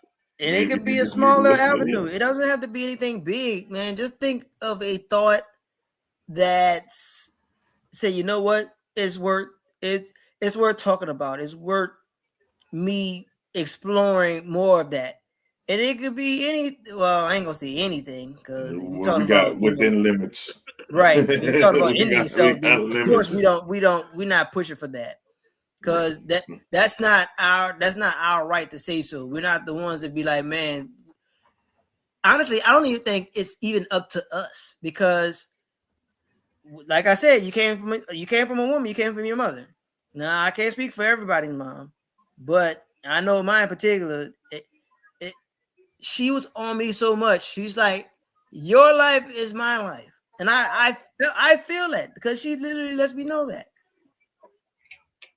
So and even now, when I got down on one knee and asked this lady to join me to be my spouse, that lady agreed to that. I owe it to her. My life is not mine. So overall, find that thought that says, you know what, this is my reason why I'm still here. Because there's a reason why you're still here. You are here for somebody, or somebody did something for you to still be around. So find that thought. There's a book, there's a TV show, there's a athlete, sports, something is a reason why you're still here. Right. Man, you right about that, Eric. Yeah. Anthony, you know I did that. I miss Lord Eric. Eric is life. Eric is everything.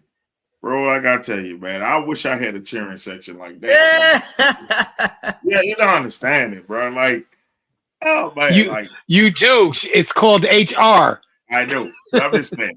HR is not gonna tell me this though. I don't know. She'll say, "I'm really appreciate She'll say, I am life." She'll say, "I'll take your life. I'll take your life if you keep playing with me." Man, it'll be something like that. But yeah, I'm just saying, like stuff like that, man. Hey, I appreciate this bitch bigging up Eric, man. That's why most people will be like, "Oh man, they trolling, they doing that." I'm like, nah, he makes the show. Shit, to me, it's funny. It's funny, and hey, it took a life of its own, man. Hey, I'll let you express yourself. Hey, you love Eric? Hey, keep telling Eric you love him. Hey, much appreciated. I love it. I'm with it. You know, love it. It's great, but man, Joe, like I said, with George Foreman, man, you know, I hope his family told him how much they appreciate it. I don't know what he died of yet. You know, you never know. But you know, I just hope it went peacefully. Telling people like we passed, I hope it's peaceful. Yes. And, you know, he in the world where he's not struggling anymore. He's not in pain or anything like that anymore.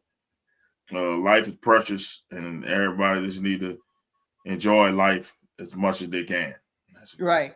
See on that, like, enjoy your life.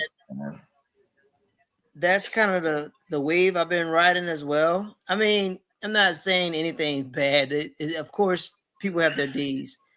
In these times, it's just so much uncertainty. It's just like, man, we're just throwing anything out here nowadays, and it's just like there's no warm up to it. There's no warning, and of course, life is in a straight line. Of course, everything is not promised, but I think I shared this pretty much every episode, and when I kind of heard it, I took it as my own.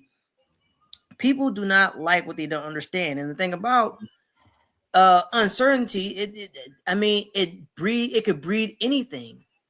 You're like, man, I thought I was playing right by the rules, and before you know it, you got this curveball, and it just throws you into this particular loop, and you're like, man, how do I deal with it?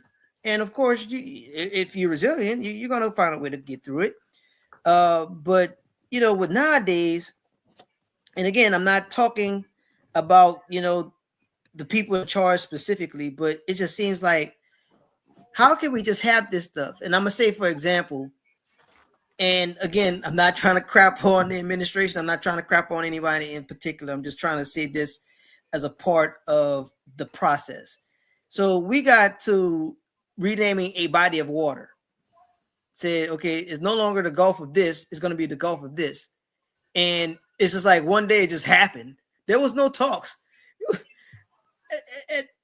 I can remember growing up in times where we would talk and say, hey, look, expect this to happen. And then over time, we're like, okay, we have another agreement. And it's moving towards that. This will be the final decision. Right. It's just like one day I woke up and it's like, nope, this is happening. It's done. Like, wow, I literally just fell asleep and no one was talking about it at all. So welcome to New America. Right. And that's the uncertainty that I'm at. So, I mean, I'm still gonna keep trucking on because I don't have this spirit of fear. I don't fear things, and of course, I have enough, and people invested enough in me to I can operate and be a productive member of society and my community. But wow, these uncertain times, man. It's just. It is very nerve-wracking. But please, by all means, people stay knowledgeable, and when it's time to say, you know what, I can make a change, make the change. Stand on your business. And I'm like, with this administration, I found something else out, man. They are trying to bring back the fucking they're trying to bring segregation back. Oh, these restaurants. Yeah. I heard that. And I'm also, most people be like, Mo, I know you're against it. No, I'm for it. I want to know which establishments don't want me there. So when this shit is over, I ain't got to go there anymore. I want to know who all I want you to put the white only shit out there, please. Because when this shit is over, bitch, you'll never get another dime from me. Keep that white only shit up there. Please. Man. Up there. That's Cracker Barrel. I guarantee you Cracker Barrel gonna be the first motherfuckers that do it. Ooh. Listen, anybody that went against DEI, they shouldn't be getting our money as well. Yeah. And there's a lot of big ass companies that follow this administration and ban DEI hires. Yes. But y'all bringing back the Jim Crow? Y'all bringing Jim Crow back? I just want to let them know we're not the Negroes from the Jim Crow era. It won't go well for you this time. This ain't that era, my boy. I'm gonna put it to you this way: you can bring them dogs and the fire hoses you want. Them boys bringing switches. You gonna see them fucking dogs shot up if you do that shit. So I'm just saying, this is not the era. You might want to try to bring segregation back because the ones who in their 30s and their 20s, we've been free of that shit. So you can't bring it back. So all the old people who want to bring it back, you can't bring it back because it's ain't the 60s, bro. So please put your white only signs up because when this shit is over, you can't take that away. And I tell people, please do that so we can put our money where we need to put it at. Yeah. Let's see if the people you want to have in your establishment have your back. That's what I want to say. I'm good with it. Like, and when I see stuff like that, it used to make me mad, but now I'm just like I'm sitting back and enjoying the show. Y'all wanted to be back in the 60s, then go see it's not the 60s. Man. I'm like, I can just eat at my damn house. Fuck it. I'll eat at my house. Fuck your shit. Don't worry about it. Oh, this supermarket got white only? I'm going to go over here. Yeah. I'm going to find a place to do what I got to do. Yeah, well, okay. We'll keep doing it. It's fine. And then when the shit is over, then don't come back. Oh, our bad. I don't want to hear it. I ain't no mulligans. So, like you say, this administration is trash. We know it. It's trash. And it's what it is. And for the people who voted for him, hey, I hope you get everything you're looking for. When crown is sky high and fucking car parts are through the roof, hey, I hope this is what you voted for. Hey, I hope it works. I hope when you walk in because you can't afford to pay your car, the mechanic for your car, hey, it was worth it. How's those egg prices? I mean, hey, I hope it works. It works. How's any price when it comes to shopping? They was talking about that today. Talking about it's low and okay, you cool right now. You gonna coast for right now, but Easter's getting ready to come up. And of course, you're right. And everybody gonna want eggs and watch what they do to the price. Watch what happens. $20 a carton, man. Man, say, bro, y'all better start saving up. You better buy motherfucking candy and buy some plastic eggs. Man, you gotta dye the eggs, man. You gotta dye eggs, man. Fuck that. You buy plastic colored eggs. There's your pinks, your blues, your yellows, and your greens. You better get some construction paper, some scissors, some glue, rubber bands. You better get a big ass rock and like Eric's saying, you better fucking cover a nice rock with a fucking colored paper. Boy. Man, I'm glad my son is out of that, egg, Easter bunny shit. I'm glad because he's older. I don't have to do that. So I can eat the eggs that I buy.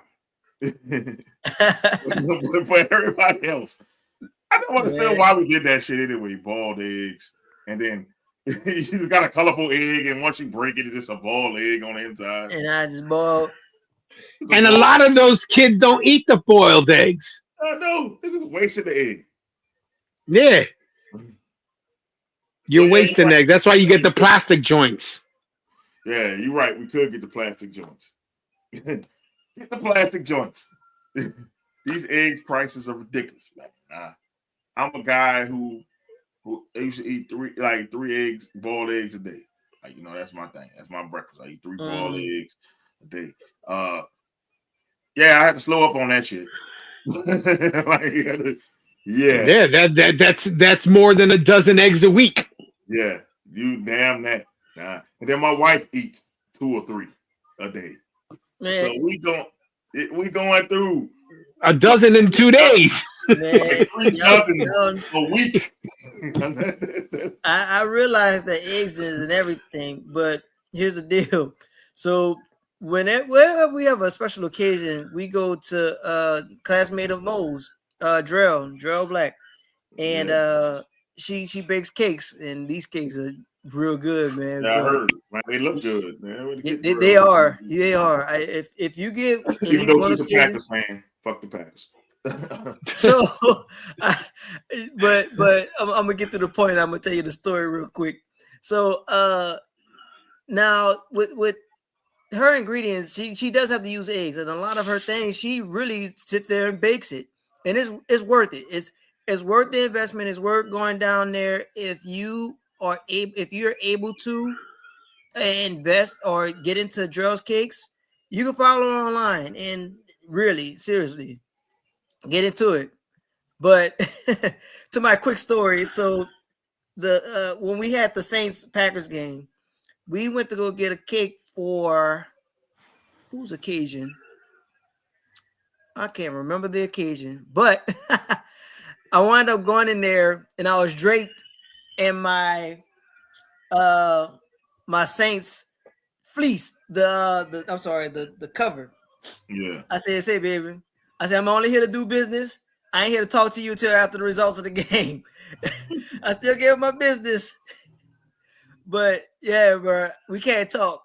Like we've been friends a long time. We've been friends since the year 2000. Can't talk to you. Can't talk to you until after the results of the game. Even when we getting waxed, I don't even care. We can't talk till the final horn is sounded. But how much has her stuff gone up in price? Have to. It has to go So up. I haven't done the cake since that occasion, but it was the normal price, and I'm pretty sure that's mostly in part that we always do business with her. We do business with her about 4 times a year, 5 times a year, easy. Because of course, most of the birthdays you could take me and the missus. That's 2 by ourselves, and the missus don't eat cake like that. And let's say one of the parents, her mom, my dad, whatever, and that's 2 more that we're doing right there, and one of the kids. So yeah, we always giving her business. So, but she does cupcakes, she does cakes, well worth it, well much worth it. But she does. You have to think that all these ingredients is eggs involved. Eggs are involved. Oh So yeah, to make cake you need eggs. Yeah, you're gonna have to come up off of it. And I look at it like this: and if she raises her prices, well, it's deserved to, because you gotta realize materials cost. Yep. If you want to have like a cake, man, it takes a few eggs. Yes. Yeah. And I'm like, you would have to do it, and I'm like, I don't want small businesses to suffer because of that. You and people got to realize prices got to go up because everything else is. I mean, we don't complain when big, like Walmart shit raise their prices. Don't complain when somebody coming up raising their prices. I don't want to hear that shit about, oh man, well it costs. I could have got this cake for Walmart. Well, go to Walmart then and get that old right. dry. I mean, you got the choice. Like, man, fuck. Like, don't you got to pay for you get what you pay for. Stop knocking when it comes to the delegation, man. Like, say, man, you wouldn't complain if the Walmarts and these other folks, these other skin folks up there and raise their prices without warning you. Don't. Why would you take away from the talent from folks in your delegation, from people that's from your line and your culture? Facts. And I'm like, and I know we're not talking about sports, so fuck it. I don't care. Sports is basically over with right now. But I'm just saying, like when your delegation, it could be Spanish, it could be black. It's always well, I wish I should have went to this person up the street. But if the same person up the street raised their prices, you go like, yeah, they raised their prices because it's good. Because it's a good service. I'm tired of hearing that shit about people talking about, oh yeah, you a small business. Why are you raising your price? Because I have to. Yeah, I don't think people understand that shit. That other the products and stuff go up in price because the shit that they use to make this stuff is going up in price. Yeah, I'm like, this is called operating costs. Need everybody to understand what that is. Operating costs. It costs. It even costs for us to operate. It costs me to operate this. It costs me money for StreamYard. It's operating costs. Now, if I decide to say, fuck this shit and stop making this shit free and start charging, why do people be talking about, well, Mo, why you being Venom and smoke $5 a show? Because when it's free, you motherfuckers wasn't appreciating the shit. So now when I charge the shit, and now y'all want to tell me, oh, I can't raise prices? Bitch, yes, I can. Right. Or like when I make merch, I'm trying to find a cheaper way so we can get your merch out. So now if I'm selling the merch offhand, watch how many people go be like, man, you could have made your shirt $10. For what? If I stayed on spring, you're gonna pay $30 for us to make a profit. For this podcast Right. to make a profit on spring, I gotta make the shirts $35, $40. Yeah. Say, man, you gonna have to come up was off losing money on the fucking Teespring website. I made the shit cheap. I was making like 50 cents a shirt. And that doesn't even pay for the shirt. And then people don't understand. People was like, well, you know, your shirt's a little high. It's a little high. I'm like, I made it $20. I literally flashed everything and made it $20. And I'm literally making like 35 cents a shirt. Like, they making everything. I said, I'm not about to make Teespring rich. Fuck them. I'm going to find a way, and I'm still finding a way to where I get all the new shirts, everything I can get, and I'll market that shit myself. I want to see how many people support that. That's what I want to say. Because if I got the shit, all you got to do is hit me in the email, the Venom Smoke email, and I'll get you your shit. It ain't nothing. It ain't nothing. And I want to see if I go old school, put the shirts in the book bag, how many people will support. I mean, everybody talk about support till it's time to support.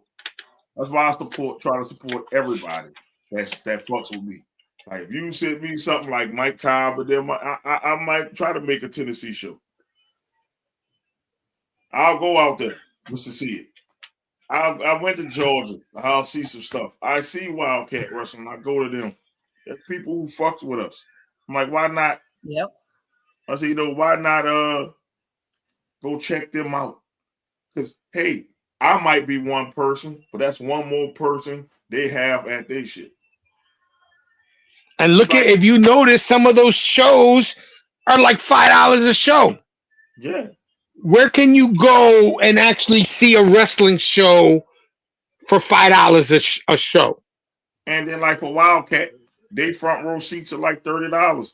Fuck it. I'm sitting up. That's still cheap. WWE. But I'm front row for a fucking indie show. Yeah, you fucking right. I'm gonna pay the $30. I'm not sitting in the bleachers for free. Fuck that. I'm gonna support these people. I said because you never know who the next big person. And I'm like this: when we get big, I guarantee you how many people gonna say, "Man, I was rocking with Venom and Smoke from the beginning." I know who everybody who rock with us, and I'm gonna call you out on it if you ain't one of the people I know who fucking watch the show, who give feedback, who share shit. I know every single person who do it. And that's what I talk about small business. And like if I was to raise the price on shit, or if I start saying, you know what, I'm gonna start a Patreon, how many people will fucking come on the Patreon and fucking support? And that's how I look at it. And it's like people talk a big game until it's time to support. I said, don't support me when I make it. I don't need you then. You gotta put that skin in the game. Like I don't need you if I made it. Yeah, support me when I'm in the struggle. I don't need you. I found a way to make it. You can keep your support and shove it up your ass then. That's the best way I can tell it to you. Like I didn't make it. And then people be talking about when people didn't made it through the struggle, and people talking about, oh, he acting funny. You fucking right, I'm acting funny. I seen how you was when I was struggling. When I had to make ends meet. I saw when I was burnt out, you was nowhere to be found. But now I got access to this person. Oh man, I know you, Mo. Hey Mo, me in this show. Hey Mo, come do this for me. We can move. Oh, hey Mo. No. That's not how it works. I tell people that's not how life works. So when you call these people quote unquote fake for leaving the hood and doing better, nah. They left the hood because the hood didn't have their back. That's why they fucking left the hood. Man, you up there saying it. You talking to me. Like, you really talking to me, because here's the deal. Now, don't get me wrong. I'm born and raised in New Orleans, and, my heart is there. But I invested years. I mean, double-figure years. I got my education down there. I lived down there. I paid my taxes down there. I've had my children down there. And I looked at the board. And said, okay, when I started looking up these houses, what do I want and what do I deserve? What does my family deserve? And y'all sat here and said, you know what? We only care about partying and having a good old fun time doing this, that, and the third. And it got so frustrating because I literally went down and campaigned. I literally went down and said, look, this stuff is coming up. And now y'all was all up in arms when COVID hit, and y'all said, well, there may not be a Mardi Gras. Mm-hmm. People out on these streets dying over this stuff, and y'all sitting here worrying about catching some throws or catching whatever for 2 weeks, because that's when the big parades are. 2 weeks. You talk about some people. I mean, it ain't no 1-2 people just dropping out here. I mean, it's a couple of thousand people. People was racking up every day. I know exactly what he's talking about. So when you say people leave the hood, yeah, bro, because sometimes y'all just don't listen until you don't realize a good thing until it's gone. And I tell you like this, I don't live in New Orleans right now. I had to move out. That's for my family. And it's because you get more land out on the outside than you do in New Orleans. Sure do. And it's like, oh, Mo, you don't come around no more. For what? Like I tell them, for what? That's my favorite line. For what? I paid for this house. I'm going to chill in this motherfucker. How about that? Like, how about that? I'm paying for what I want to be in. And when I tell people about leaving the hood, it's not because, you know what, I'm going to be a sellout. Nah, that's not the reason why I'm doing it. I'm doing it because the hood ain't got my back. How about this? Like, how many people get jealous because I'm doing well, doing better than you in the hood? How many times that happens? And I'm not just talking about black neighborhoods. It happens in white neighborhoods. It happens in Latino neighborhoods. It happened all over. It's human nature. So when I'm telling people this, when you leave the hood, man, it's like, bro, when I'm just all this about struggling, it's like when I'm struggling, there's very few people there for the struggle. Everybody's there for the party, the success party. Mm-hmm. You see everybody when you get to the final, to the apex. When you're up there at the top, that's when everybody want to party with you. But when you got them lonely nights, when you're stressed out, shit, you might cry. Who knows, man? Nobody ever be there, but like a certain few. And then, and I tell people, don't take much to support a person, especially on social media. You can put a follow, you can like, you can share it, you can do. It's free shit you can do to support people, and people won't do it. But as soon as you put a price on things, hey bro, why you charging for your podcast? For what? Say, why you care? You don't watch it anyway. No, how you care? Can I put a price tag on the motherfucker? Even a comment. Yeah, a comment. You know, even one little comment. Hey, how you doing, guys? That helps. Yes, and I tell people, I say, yes, I could probably spend more money and buy viewers like most of these podcasts do. I'm trying to get my shit organically. I could easily do it and get cool, but I'm like, organic followers is the best. And I try to say that, like, organic followers are the best. Because that's people who are going to talk, people who's going to comment. The ones you buy, you might watch. You might look at it for a little bit and go. I want organic followers. Yes. Like Miss Bitch. There you go. Miss Bitch, thank you for saving Bitch Brady. We still keep that statue of you clean and shining. Solid 24 gold Eric statue. Lord Eric. Where's Lord Freezer?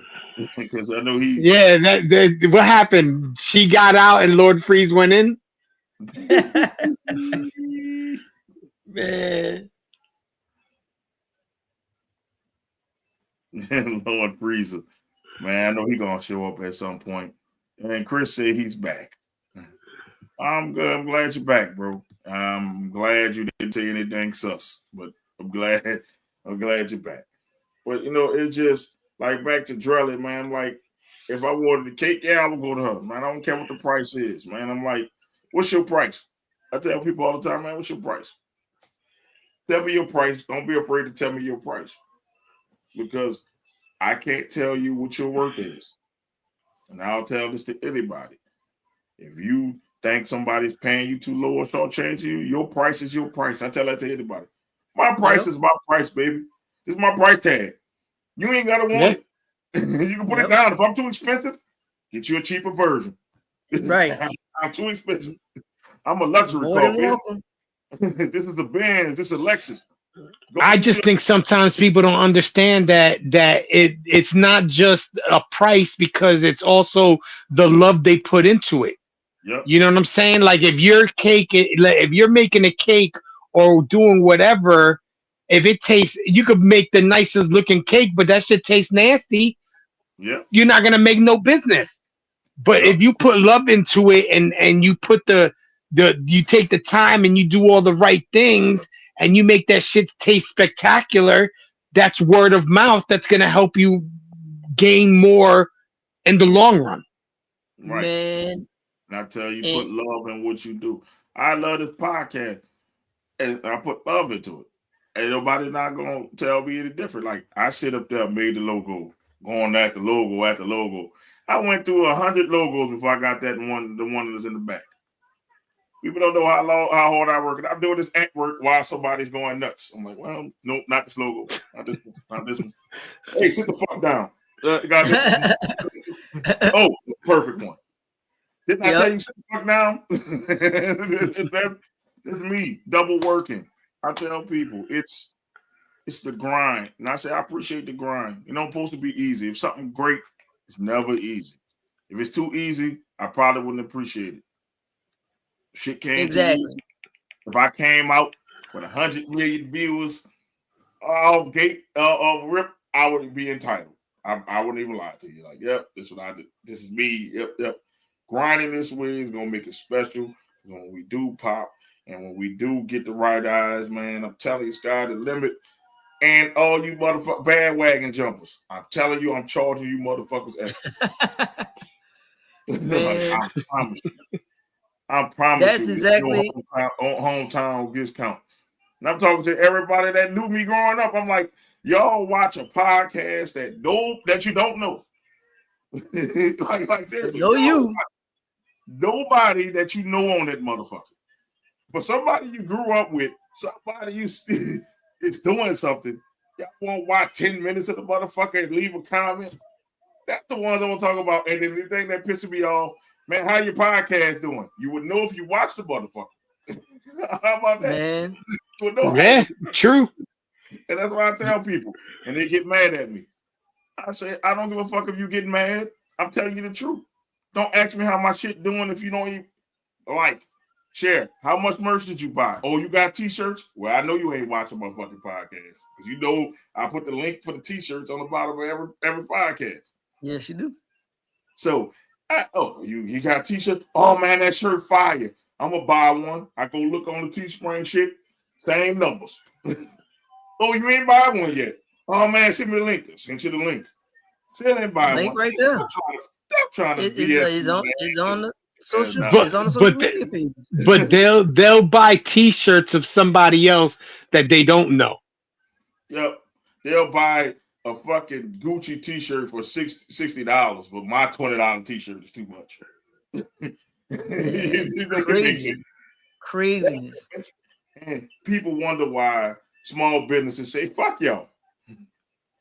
I'm going to market to my niche. And then y'all get mad when people raise prices and people say, you know what? Basically, I don't give a fuck where I come from. This is where I'm going. And then you get mad at that person. How can you hate that person? Me trying to stay loyal to y'all is not getting me anywhere. It's just keeping me here. When my potential is up here. But you're keeping me here because I'm trying to stay down. I'm trying to stay grounded. Oh, my roots. I'm looking out for everybody.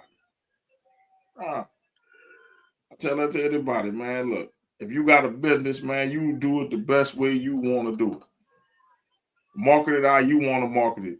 Do it how you want to do it. Set your prices how you want to set the motherfuckers. Somebody will buy it. If it's good, somebody gonna buy that shit. Don't let others determine your value. Exactly. Anybody. Fuck it. If I want to make my shirts $100, that's how much I think them bitches worth. that's what Gucci do. That's what Balenciaga do. I mean, they have some ugly ass shoes, and they sell them bitches for $1,000, and people buy them for Balenciaga. Yep, you're right. And them took the ugliest shoes I've ever seen. And all you motherfuckers who buy them shits, I look at y'all sideways every time. So I'm like, you wearing them ugly ass shits. I know you know them shits ugly. And you wearing them ugly ass shits. That's the thing that got you, though. What got you? The got you is the name. Yeah. Let me tell you this. The same people on Temu make them shoes. All they do is put Balenciaga on it, bro. That's all they do. Yeah. Sorry to tell you. I saw some Balenciagas on fucking Temu. Look just like them. They ugly, so I ain't buying them now. I ain't buying them with Balenciagas on. Same shoe. And the only thing with that, you get it for $20 instead of $200. Same logo. Look, I bought some shoes for work off of Temu, and people swear they Balenciagas. Come on, man, they look like Balenciagas, or they look like Huaraches. They look like this. Nah, bro, they're just some no-name shoes I got because I got tired of piss falling on my Jordans. Pee in the hole, motherfucker. Stop peeing on your sneakers. That's not me, motherfucker. That's me when you got to change the patient whose diaper is full. Shit. Oh, all right. Fuck that. Yeah, they don't pay me enough for that shit. But when you talking about everything that you put in the podcast, that's exactly why I made that meme in the chat that I did. Because literally, not only do you put love and care into it, but you will always make sure that you're gonna put. It may not be a 50-point game every day, but you're gonna put in that 50-point work ethic at it every time. Literally running it through when there's no power, when there's weather, and right. Coming from working a full-time job, and going through with the extracurriculars with HR. Say, man, I'd have been up 24 hours straight. I got this 50-point effort in me. I might get 40, but it's 50-point work. And I'm like, hey, bro, who could do that? Who can do that? The Menace can do it.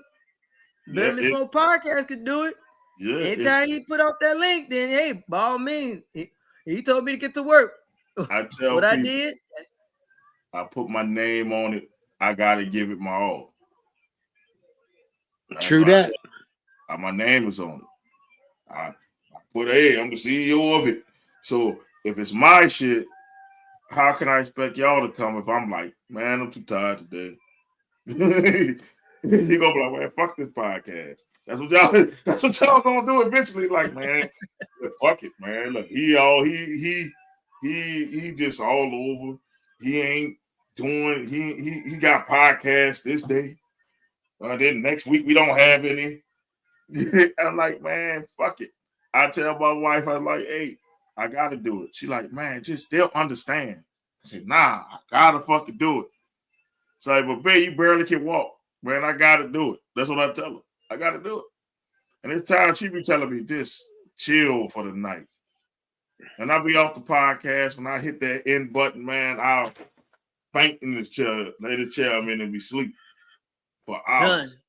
People don't understand the hard work motherfuckers putting into this. They don't understand how hard doing a podcast is. Like, they don't understand. I gotta look at comments.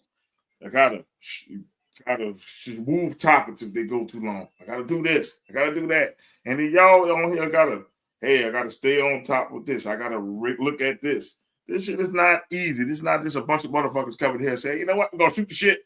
Let's talk. It takes work to do it. Yes. And I'm like, damn it, give people their flowers, man. Like, shit ain't easy. And I'm not begging for people to do it. I'm like, man, do it at your own leisure. But when I get this shit where it needs to be, don't come at me talk about Mo, I want a discount. I'm gonna say discount my foot in your ass. That discount. I ain't giving no discount. Take that. go. Take that, motherfuckers. Now I'm just saying, man, it's like the small business shit, man. It's like I'm getting tired of people give big businesses fucking grace. Well, somebody doing something grassroots or small, motherfuckers always won't come and be like, oh, give me a discount. For what? If I discount you and discount everybody else, how the fuck I'm gonna make it? Come on, I'd rather hook me up, brother. Come on, I'd rather discount somebody that I know that actually watches my shit than somebody that comes out of the blue and says, "Hey, you know, I saw the show last week." Yeah, but how many shows did you see in the last 2 years? You go, well, tell me something I said off the show last week, and he can't fucking say it. Man, that's what I fucking tell him. We say a lot of memorable shit on here. You say the Giants suck a lot, so there you go. Yeah, I would say, you know, the Giants suck. Fuck the kids. One thing memorable I said last week. That's what I tell them.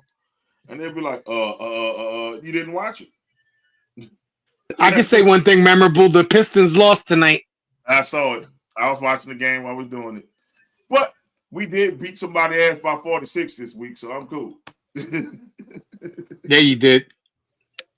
I'm good. We won. We beat Miami. I'm good off that 3-point shot. Man. Miami don't have nobody no more. That's a statement win. Miami culture is built for winning. Yeah. So I'm happy. In the playoff scenario, they can't. We at least in the play-in right now. And the season end, we didn't lose because the Bucks had lost not yesterday, but the day before. So we still in the hunt for the 6, and the Hawks are still like 5 or 6 games behind us. So we still gonna play for 6. Your Knicks better hope they don't play us. That's all I gotta say. I ain't afraid of your team. You better be. Didn't the Knicks just lose last night? Huh? Didn't the Knicks just lose last night? They always yeah. Some fluke stuff. They lost to the Hornets. They should have traded Julius Randle. Why? He ain't doing shit. Y'all should have kept y'all old squad. At least they played defense hard. The cat is soft as baby shit. But man. And I know you ain't talking shit because the Pistons are about to smack up the Pelicans on Sunday. Again. Well, I mean, again, my season been over. So. I'm not trying to hear it. You got the almighty one. Look what happened was we hurt Trey in the beginning of the game, so now he's done for the year. So yep. Pelicans on. Man, yeah, we on crutches, man. Like everybody on crutches. Yeah, they pretty much. I didn't already accepted my fate. This is the smallest violin in the world playing sympathy for your squad. He's been Puerto Rican. Where have you been, Miss Bitch? He just doesn't look Puerto Rican. He looked like Willie Nelson, but he's Puerto Rican. On the road again. Just can't wait to get on the road again. He's not Willie Nelson. He's Wilson Nelson. Yep. Oh man, this shit is funny. That's funny. They didn't turn him into a Puerto Rican. I said the fair has been Puerto Rican. Damn. You've been gone for almost over a month. Yes. Man, surviving on pure hatred alone. Let's see. I see Hater Jay continue the path of hatred so much that he got promoted to Prince of Hatred. Miss Bitch is impressed. You've done well. Wow. You're welcome. Eric, your 5,000 wives in Bitch Mania. They're wondering when you coming back. Oh Lord, you about to get oh Lord, no. Oh my gosh. No, Miss Bitch. No. We don't want Mrs. Doc to come on and edit shit out. Oh, we good. Mrs. Doc will come in and take him off the show. Yo, this shit canceled right now. Situation in here. She'd be like, "You ain't on that show no more. Fuck them people." She gonna say the doctor is out. Oh man. And all I can do is say, okay, I'm not fighting with Eric's wife. Hell no, man. I'm good. Yeah, I'll say, damn, Doc. Damn, it was messed up that what happened to Doc. He got taken off the show real quick. I'll be telling y'all, it's been real, fellas. About 5,000 wives. She gonna like 5,000 what? She gonna go with 5,000 what? You gonna get 5,000 lashes. You might get those 5,000 lashes. What you telling this Miss Bitch? Who's this? Where is this bitch? What is that dirty bitch?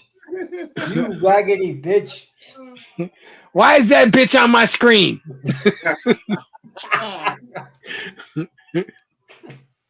Yes, indeed. Eric, man, Lord Eric. Oh, I knew that. I mean, hey, you might have just changed the name from Doc Eric to Lord Eric, man. It's Lord Eric. We call you Lord Eric. Nah, he start playing with those name switches like that. Don't be calling yourself the Lord. Not that. Not the Lord. There's a difference. Lord is Lord. That's still Lord. It's the Lord. It's something different than Lord.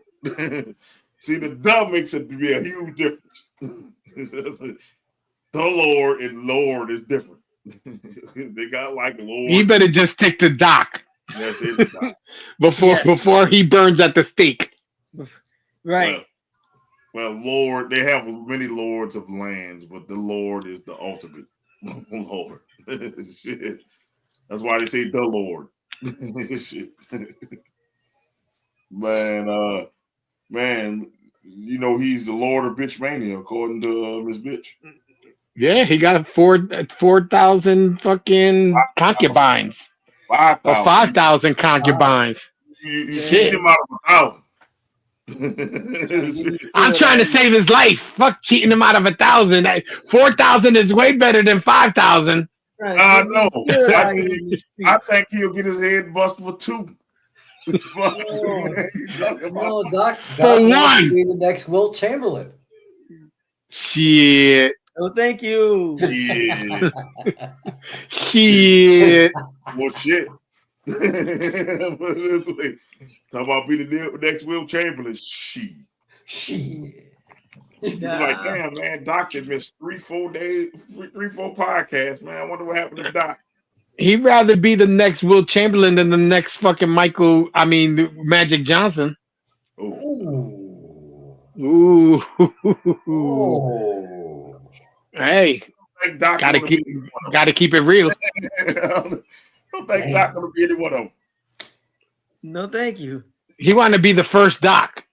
Rather be the only There's Doc. an albino Namekian behind you talking about your dog. Your dog. Why are you talking about You your dog? watch out. My dog will find your bitch ass. Bitch mania. She don't fuck around. That's why she's staring at the TV, watching you through your TV. The dog is taking over though. The dog looking like, man, yeah, I'm here in the background. You're like, fuck with my boss. Fuck with my dad. The dog said, I'm the star of the show. That's what they're sitting there chilling. All they need is a cigarette in his mouth. I'm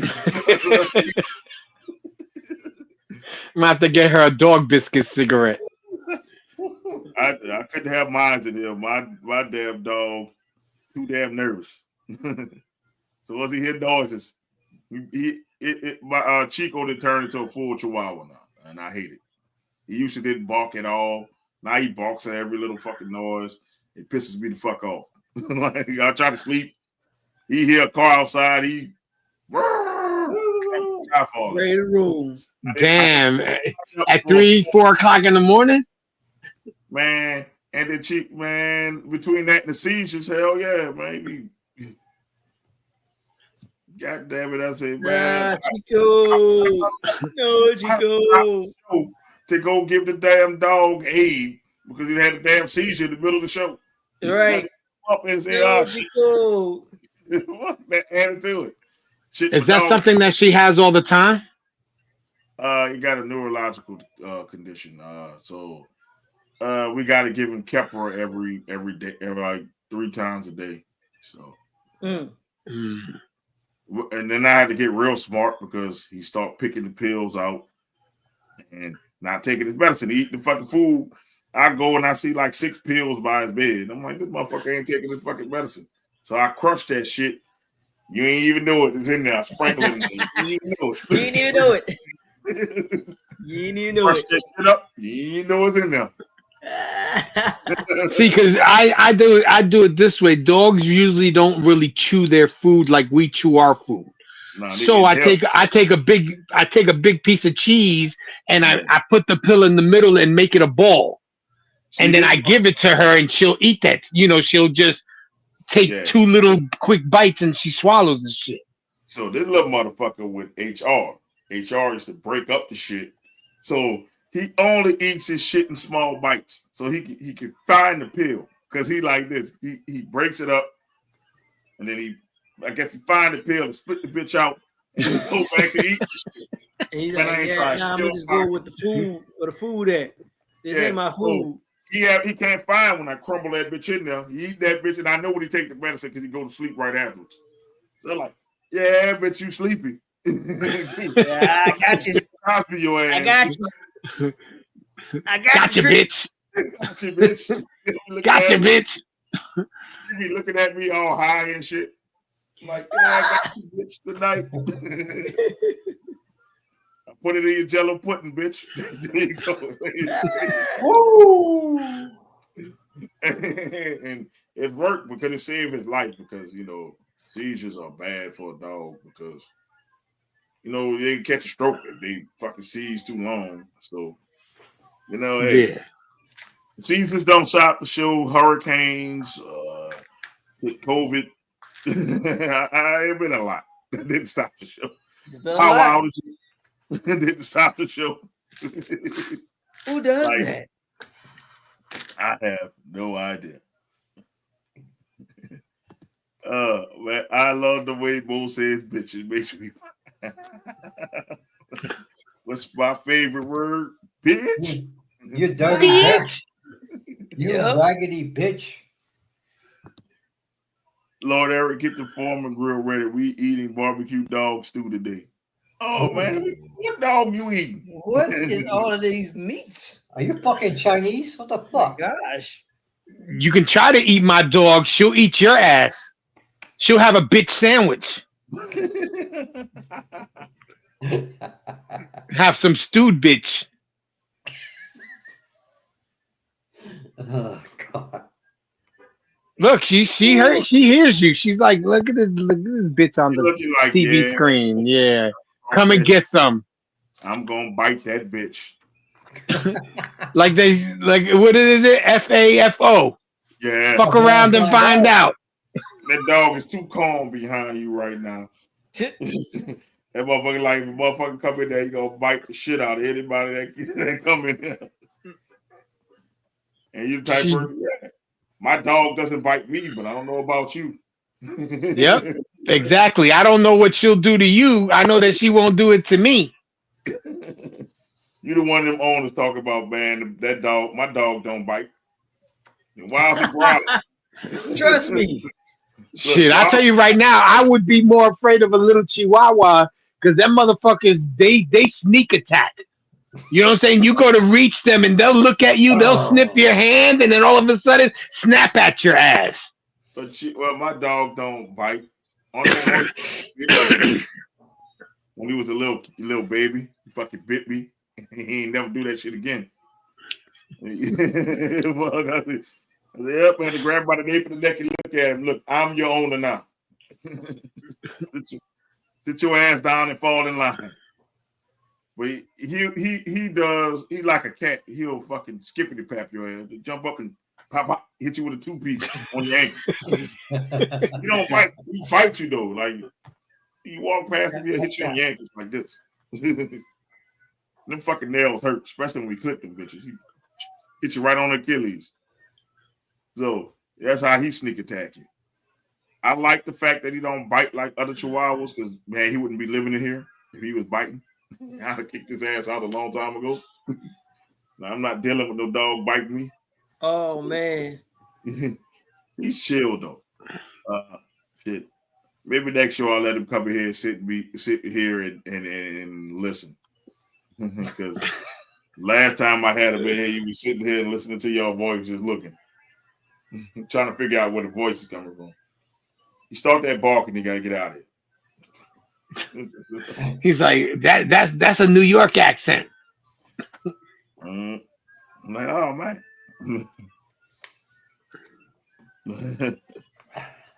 Oh boy, man. We gonna go to shout outs, man. We're sorry, we got Miss Bitch comment. Shout out to you, Miss Bitch. You've been with your comments. I appreciate it. Oh man. I thought we were gonna talk about Bronny James's bullshit. Fucking had one good game tonight. You did? Yeah, you can talk. Right. Say your piece on Bronny. No, I just think he had all right. Big deal. He had one good game. Out of how many games this season have gone by? You know what I'm saying? Like, big deal. That's the way I see it. He's not a needle mover. His father's a needle mover. Yeah, but I'm like this. I'm proud of the kid that he's still doing it. You know, he didn't give up, and you know, hey, he ain't got no other choice. Well, you know, he could be worse. I have seen worse. Yeah, I have seen worse. The Nasus Antetokounmpo was a damn. He was a, you know, it was a nepotism person too.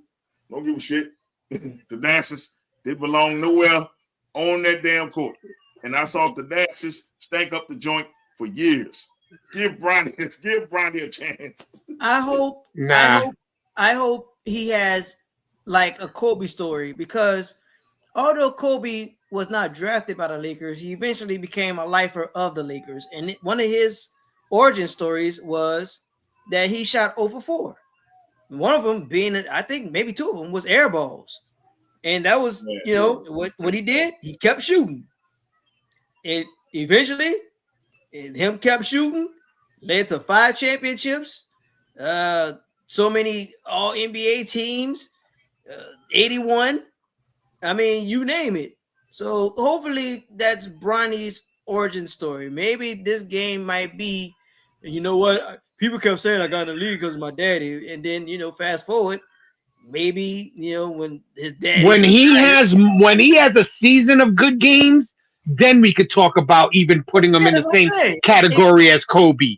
He's not going to have that. I'm just saying it could be his story. I don't know. Everything's too young. It's literally we're 60 something in. We're 60 something games in. So I don't know.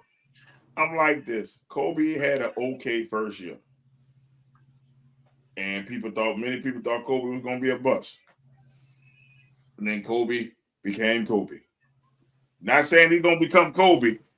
I say he can be serviceable. And that means, you know, an okay person. I keep telling people his ceiling is Lonzo Ball and Patrick Beverly. That's what he needs to strive to be. And he can stay in the league a long time doing that. You know, I just think that's what he is. He'll be a serviceable guy. You know, maybe he could be maybe move his way up to a 6-man optimally.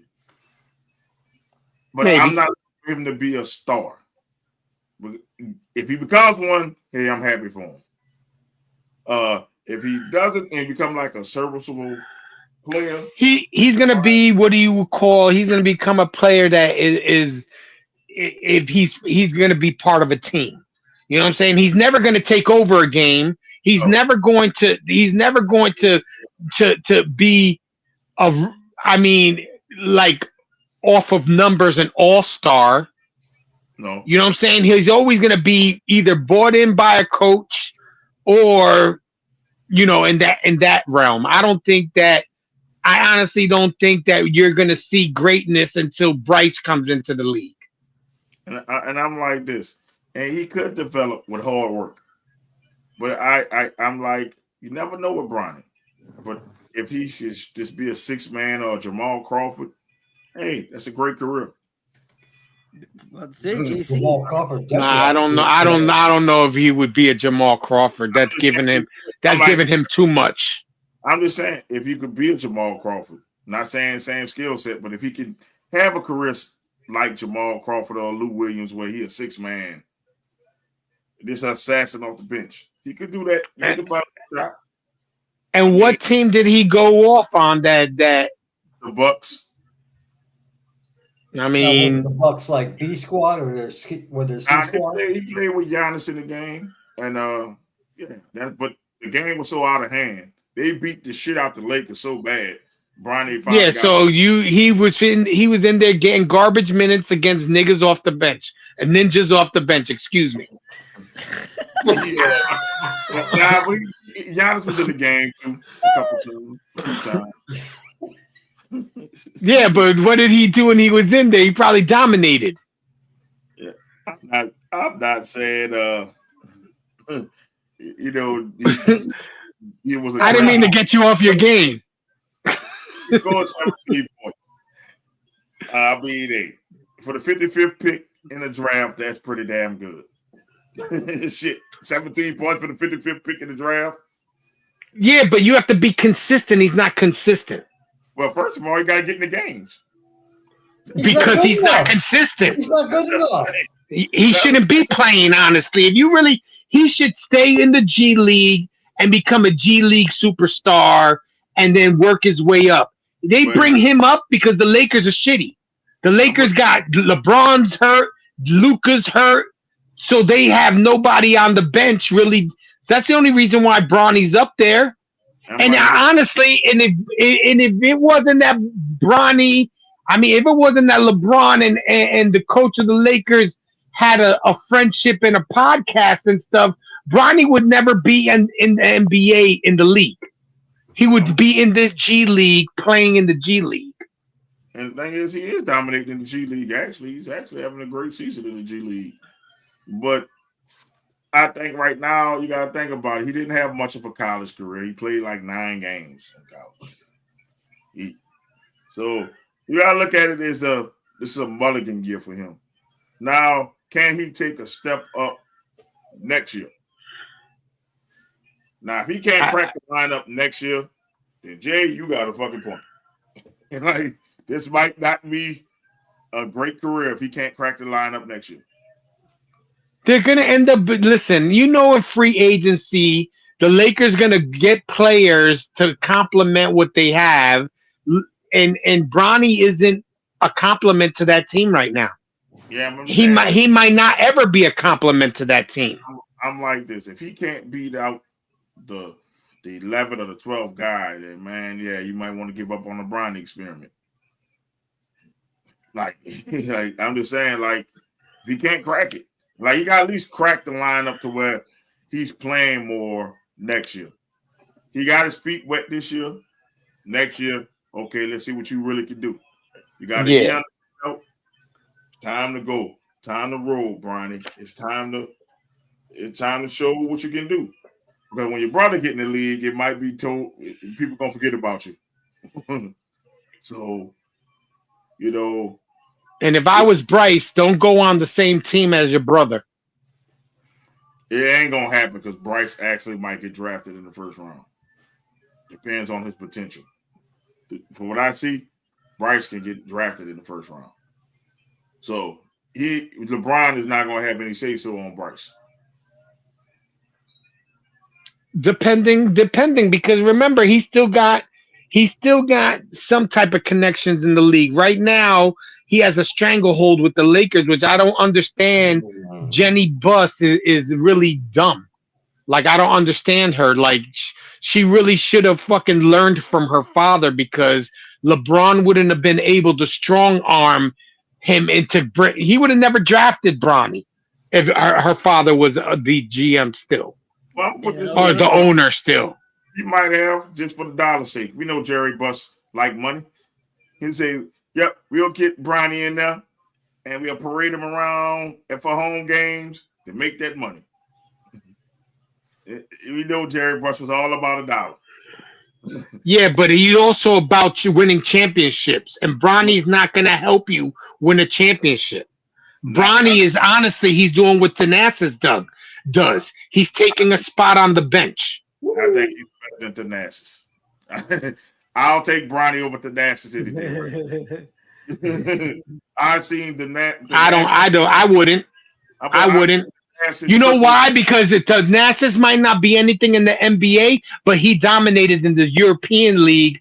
Can you say Bronny would dominate in the European League? Dominating in the G League. That's the G League. That's a bunch of fucking plumbers. The G, and I'm like this. It's better than some of those European teams that he fucking played. Oh, yes, no. You crazy. No, you crazy. The best EuroLeague would destroy the best G League team. Come on. I don't know about that. I would have to see it. But I Personal know challenge. I would have to see it. Go again. Personal challenge. Did I see the U.S. the under 18 team be dominating and be having a bunch of people we never heard of and we dominating them? So it's like, I don't know. I would have to see it. But I'm like, that Bronny's dominate the G League, and I didn't think he could do that. I ain't know. I'm just saying, if you look at Bronny G League numbers, he's doing pretty damn good. Yeah, but he's playing against they would say that Michael Jordan played against plumbers. That's who he's playing against. He's not playing any NBA quality because they're in a fucking G League. The man is averaging 24 and 5 in G League. Okay. Hey, we didn't think Bronny would do you couldn't do that. I said, I'm just saying, I didn't think Bronny would get average 20 in G League. How many shots is he taking? You know what I'm saying? Is he on a Michael Jordan where Michael Jordan used to take 90% of the shots? Let's see. I'm going. If I took 90% of the shots, I'm going to score 20-something points myself. I mean, it's a good free throw shooter. His field goal percentage need to raise, though. He only is shooting 43%. Yeah, so that means he's shooting a lot, and he's not making what he's shooting.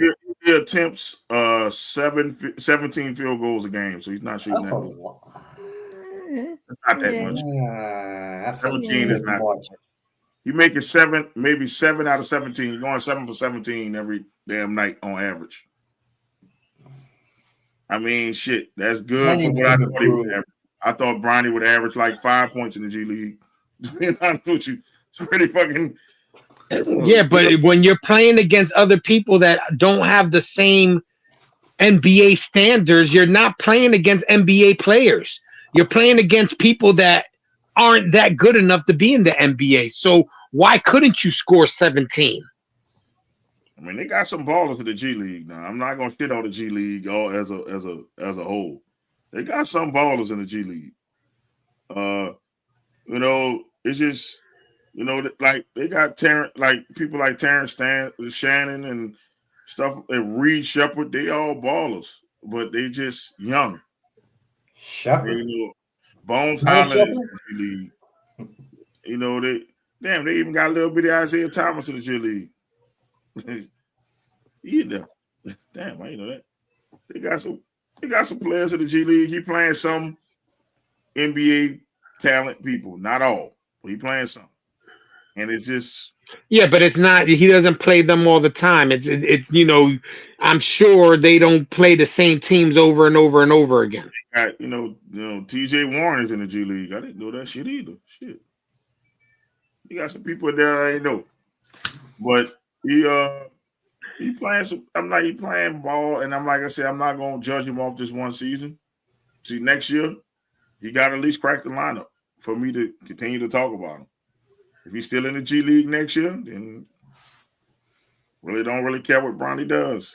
He's a Laker. I don't want to see him up and down. G League. And now if he comes out and be that second or third guard, I'm good with it. I'm like, okay, it's a success. If he's still in the G League 3 years into it, you might need to cancel the Bronny experiment. I'm just saying. Just think about Bronny and say, you know what, I done rolled off and I'm in the sunset. I done took my ball and went home. But think about it though. How many second round, 55th overall picks crack their lineup on their teams? That is a good question. Not many. And even if you look at it, you know, like I said earlier in my part of it, with him being 55 at the 55th pick, look at the one that's drafted above him. Look at the one that's drafted below him. And I think there was a comparison into where they are now. They don't make the minutes. They don't make the type of points that he does in the G League. So, I mean, overall, like I said earlier, it's still too early. And shout out for him not crumbling and folding under the lights of LA and the pressure of, I guess, bringing in another championship. So let's see what Anton Watson is doing. That's a dude who picked in front of him. Dude named Anton Watson. Yeah, I never even heard of this dude. Me neither. Who? That's who's in front of him. Anton Watson. And he was picked by the Celtics. Yeah, but that team is pretty much set, so he's probably in the G League. He's averaging 2.8 points a game. Mm-hmm.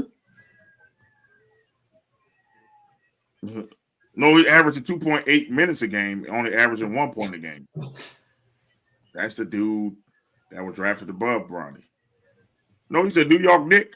I'm sorry, he's a Knick now. They traded him to the Knicks, must be. He's a Knick. Averaging, he's on your team, Jay.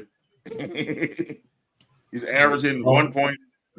Yeah, he ain't getting no playing time on my squad.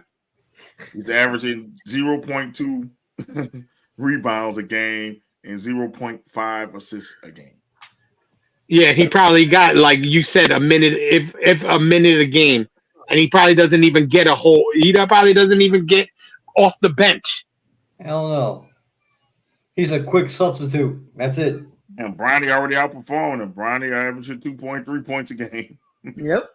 0.6 rebounds and 0.6 assists. Yeah, but he also gets more playing time. I'm just saying he's outperforming the 54th pick.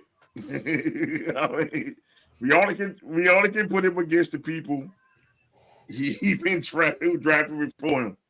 Now let's see who the person was drafted after him.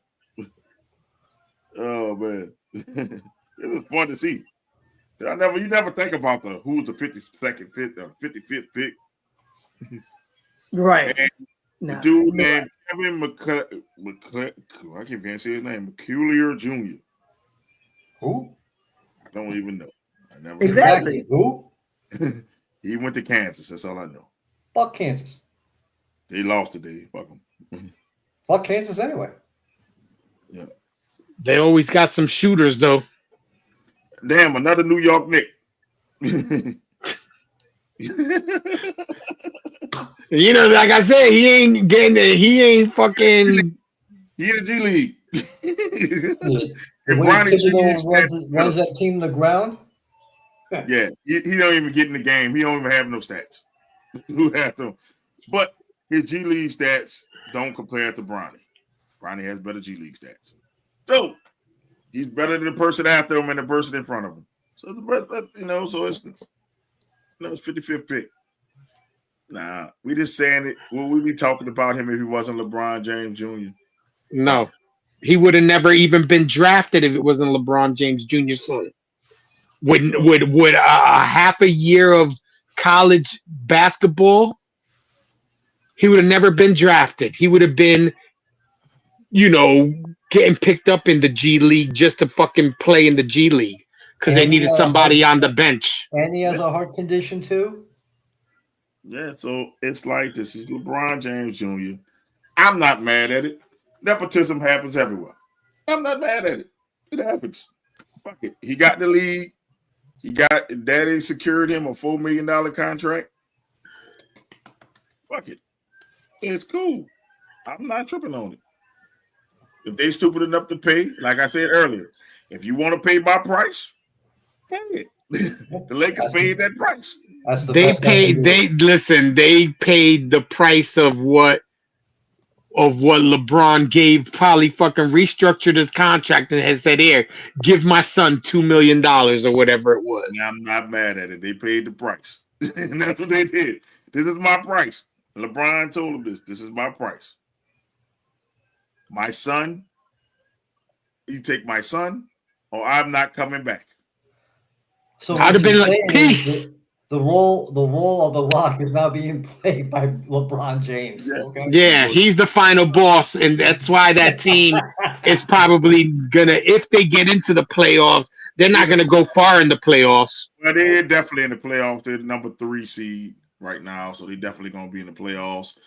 And it's like this: my son, they didn't know they was getting Luka at this time because they probably would have told him "fuck you" if they knew they was getting Luka. But they got Luka somehow. And he said, "You're gonna take my son and me. We're a package deal." The Lakers could have told LeBron, "Fuck off," but you know what they did? Nah, LeBron, we're gonna pay your price. You know why though? Because it makes people come to the games. Exactly. Yeah. Like LeBron doesn't make them money. Make some money. So I'm like, shit, I'll pay little Bronny that little money. LeBron bringing me billions of dollars. Fuck it. That little $4 million ain't nothing but a tax write-off. Fuck it. That's true. That's what they fucking said. I can't get mad. You know, I can't get mad. I would want, if I was a basketball player, I would want my pops to do the same shit for me. If my pops was the best basketball player in the world, I would want him to fucking hook me up, man. Hook me up. Fuck it. Just get my foot in the door. I'll do the rest. Hook me up, pops. I don't know about the best basketball player in the world. I just said if my pops was the best basketball player in the world, quote unquote, people call him the GOAT, I would want my pops to do the same shit. Wrong answer. Man, Pops was fucking Shaq. Pop was like Shaq on the fucking court. Shit. He had played just like Shaq. And they say he was so big he could dunk. I was shocked. I ain't know Pops had ups like that. Pops was like fucking Shaq. So how tall is your Pops? Pops is 6'3". Same height as me. So he was more like Charles Barkley.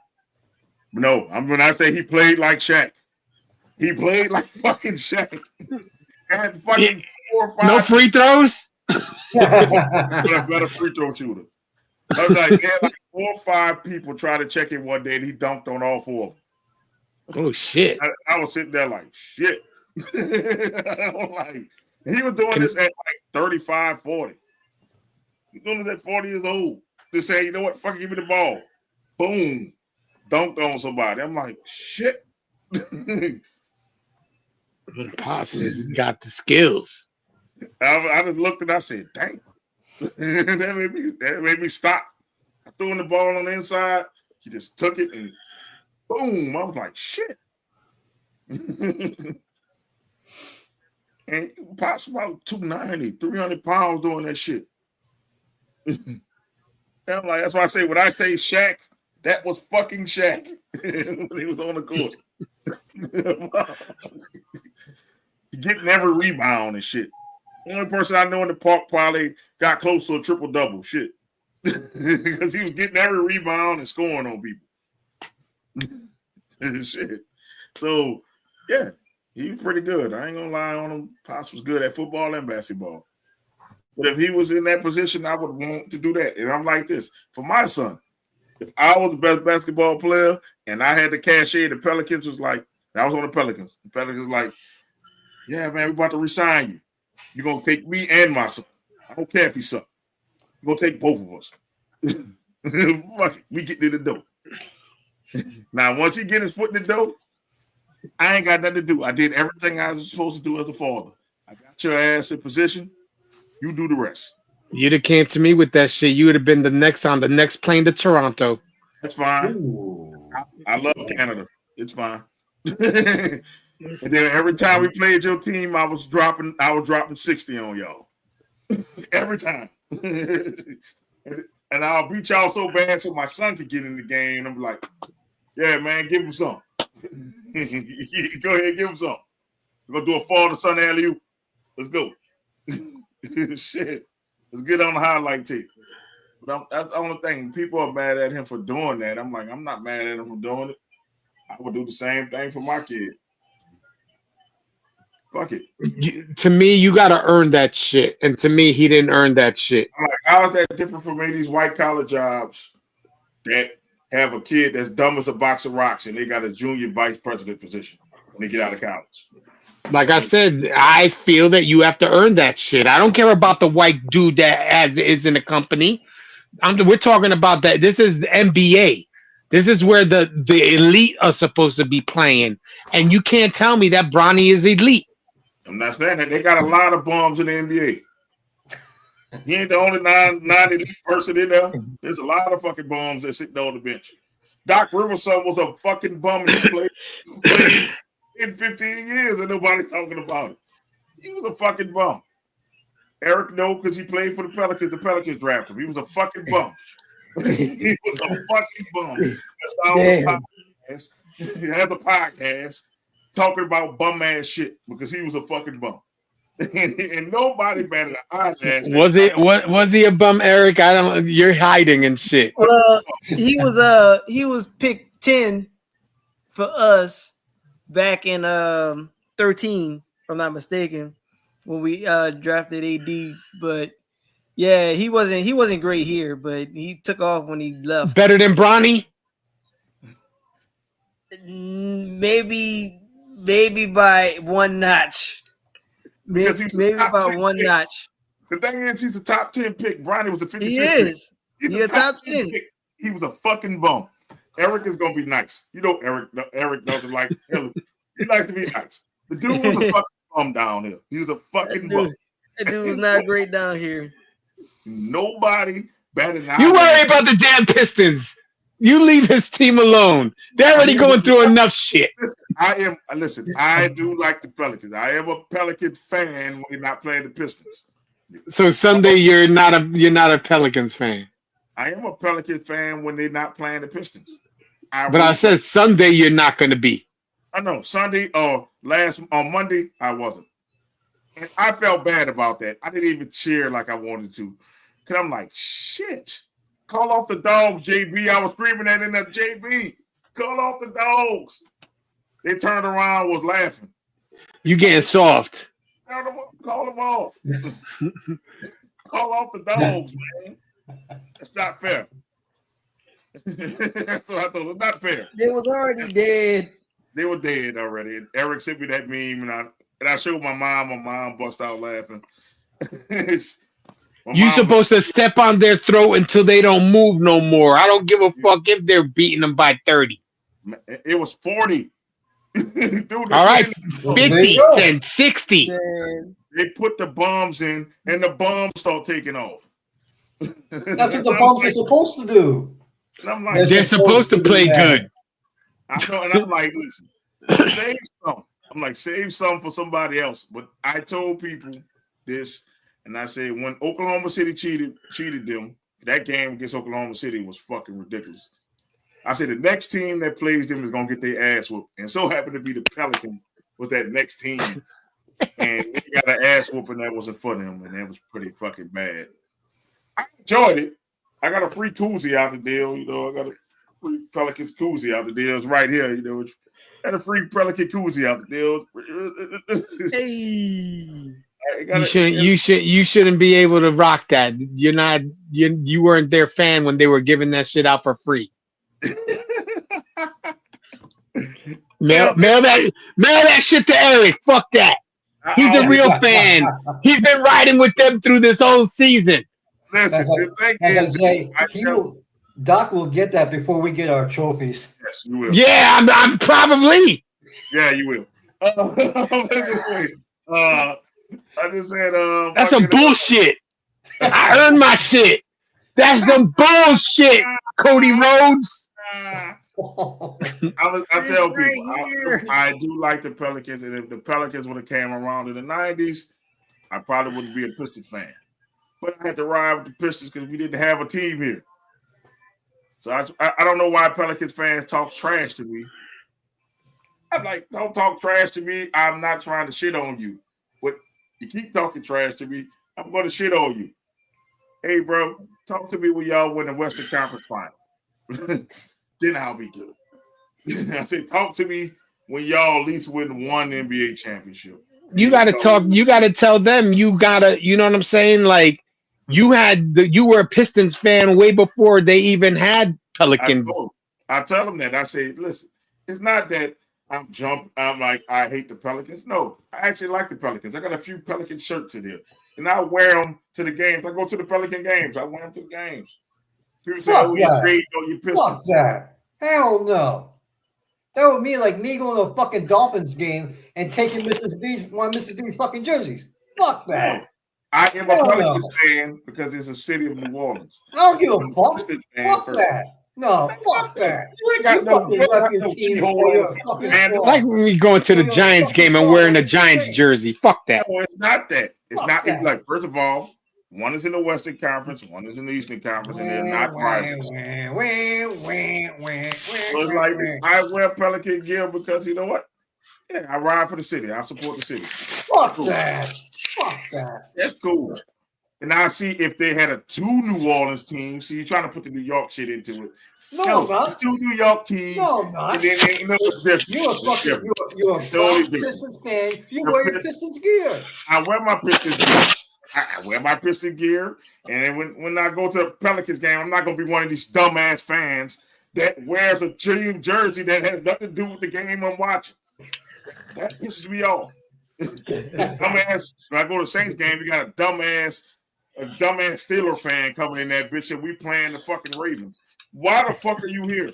Okay, I buy that. I buy that. Okay. I am not about to do that. I'm going to wear somebody gear who's playing. Here it is. Like, fuck that. I'm here. No, because that was like me going to a Mets game and or going to and wearing a Mets shirt. I'm not going to I'm gonna wear a Yankee shirt if I go to the Mets game, even if we're not playing them. Put it this way. You one of the fans people talk about. Like, why the fuck are you here? Shit. And I'm like this. I'm here representing my team, watching your team get their asses whooped. You are talking about teams you hate. I don't hate the Pelicans. I actually watch the Pelicans because that's all they have here to watch. The Pelicans. All right. And then the Western Conference, Eastern Conference. If they were to face off in the finals, of course, I'm going with my Pistons. But I'm like, Piston fan first. I like the Pelicans because of the city. I represent the city, really. I don't get shit that say Pelicans. I wear shit that say New Orleans. It'd be like New Orleans, some shit like that. I watch the Pelican games in a New Orleans shirt. I'm from New Orleans. You will never see me with a fucking Dolphins jersey on. Well, that's you. You're not from Miami. Never. It's not the same. It's like you're trying to compare tomatoes and fucking oranges. Bro, you're not from Miami. Where are you? They're both fruits. But one is the citrus fruit and one is just nasty. So here we go. You are from New York. Yes. Yes. You're from New York. So that's like if you wearing a fucking New York Yankee colored shirt. It says New York. It doesn't say Yankee, but it's like a blue New York shirt. All shirts in New York are blue because they deal with the Yankees more than they deal with the Mets. So nobody's gonna wear that ugly ass orange. There you go. You from New York. That's what I gotta tell you. You're from New York. So of course you wouldn't wear a Miami jersey. That's like me saying, you know what? Fuck it. I'm wearing like a random ass jersey. I'm from New Orleans. So I'm like, fuck, I root for the home team because I want them to do well. Because the city does well when they do well. Cool. But I'm a Piston fan first. I'm not going to give up on my Pistons. Even when the Pelicans were making the playoffs and the Pistons wasn't, still was a Piston fan. I went to the Pelican playoff game. I'm like, shit, somebody I like in the playoffs, let me watch it. So it's not fucking with fandom. It's just that, you know what, I fuck with my city. So I'm like, cool, I fuck with my city, but they so happy to get a team late. So I can't give up on my first team. That's why I'm not a full Pelicans fan. I can't. I fuck with my city too, but I never wear a Mets shirt. But y'all, those teams, listen. The difference is those teams were around before y'all were born. These are some old ass teams. The Pelicans is a new team, so it's like they didn't come about until I was a fucking teenager. So it's like I'm already a Piston fan. The city come with a damn team. That's what I'm trying to say. Nope. Don't be a hater, Mo. Think about your team.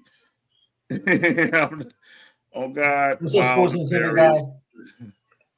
and say, come on, the Ferris. You're not from Miami if you're not a Dolphins fan. Plus, I'll be fine to wear a Miami Hurricane jersey. I fuck with you because you're a Miami Hurricane fan. Fuck with you.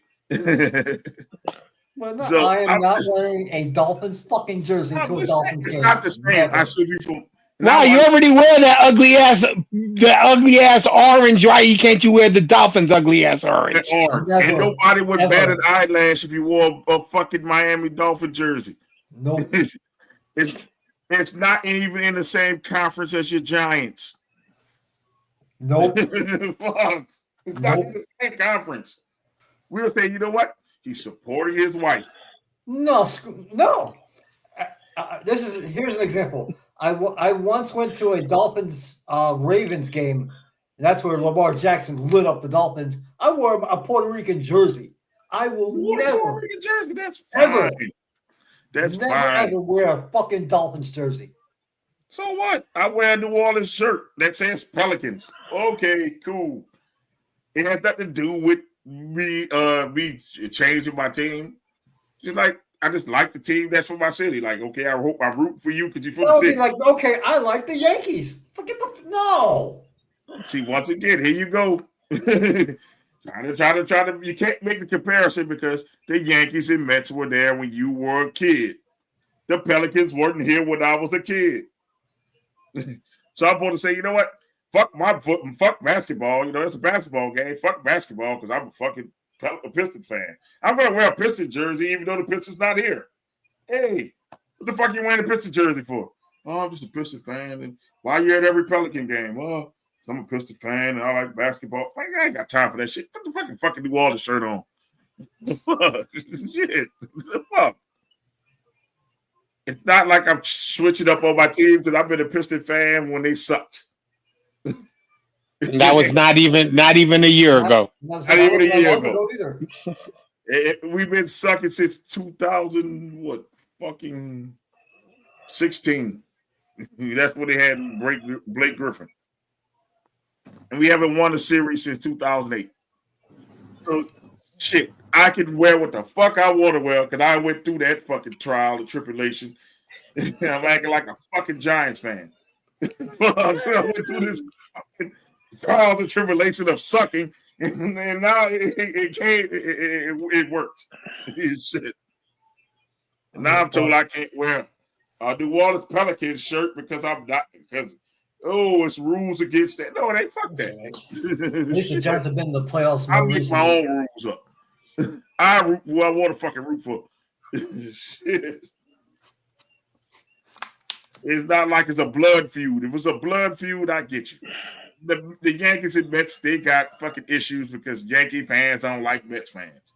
And vice versa. So that's like me saying I'm wearing an Atlanta Falcons jersey.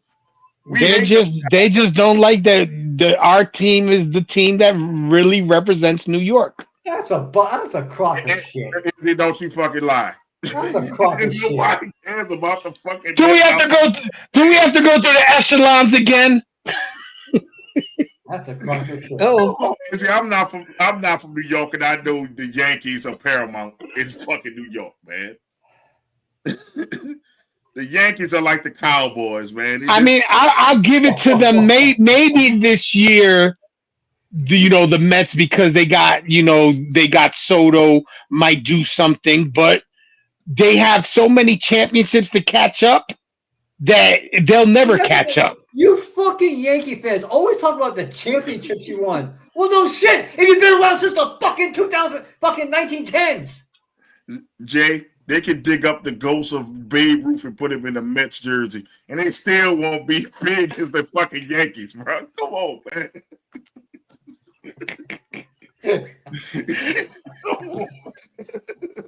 What are we talking about here? I'm just saying, what's the most famous baseball cap? The Yankees. The New York Blue Yankees cap. That's why, man. It's just that they're a brand. Some teams are a brand, like the Yankees, the Lakers, Cowboys, Celtics. People like that. Lakers. Yep, Lakers. Brand names. Not the Pelicans. But look at this here, Mo. Young Pistons. I know they're not that bad. I've been watching every game. The Pelicans all do this year. Especially with Dion Williams. Who the fuck is Dion Williams? He don't play for the Pistons. Who the fuck is Dion Williams? Miss Bitch, put the drink down.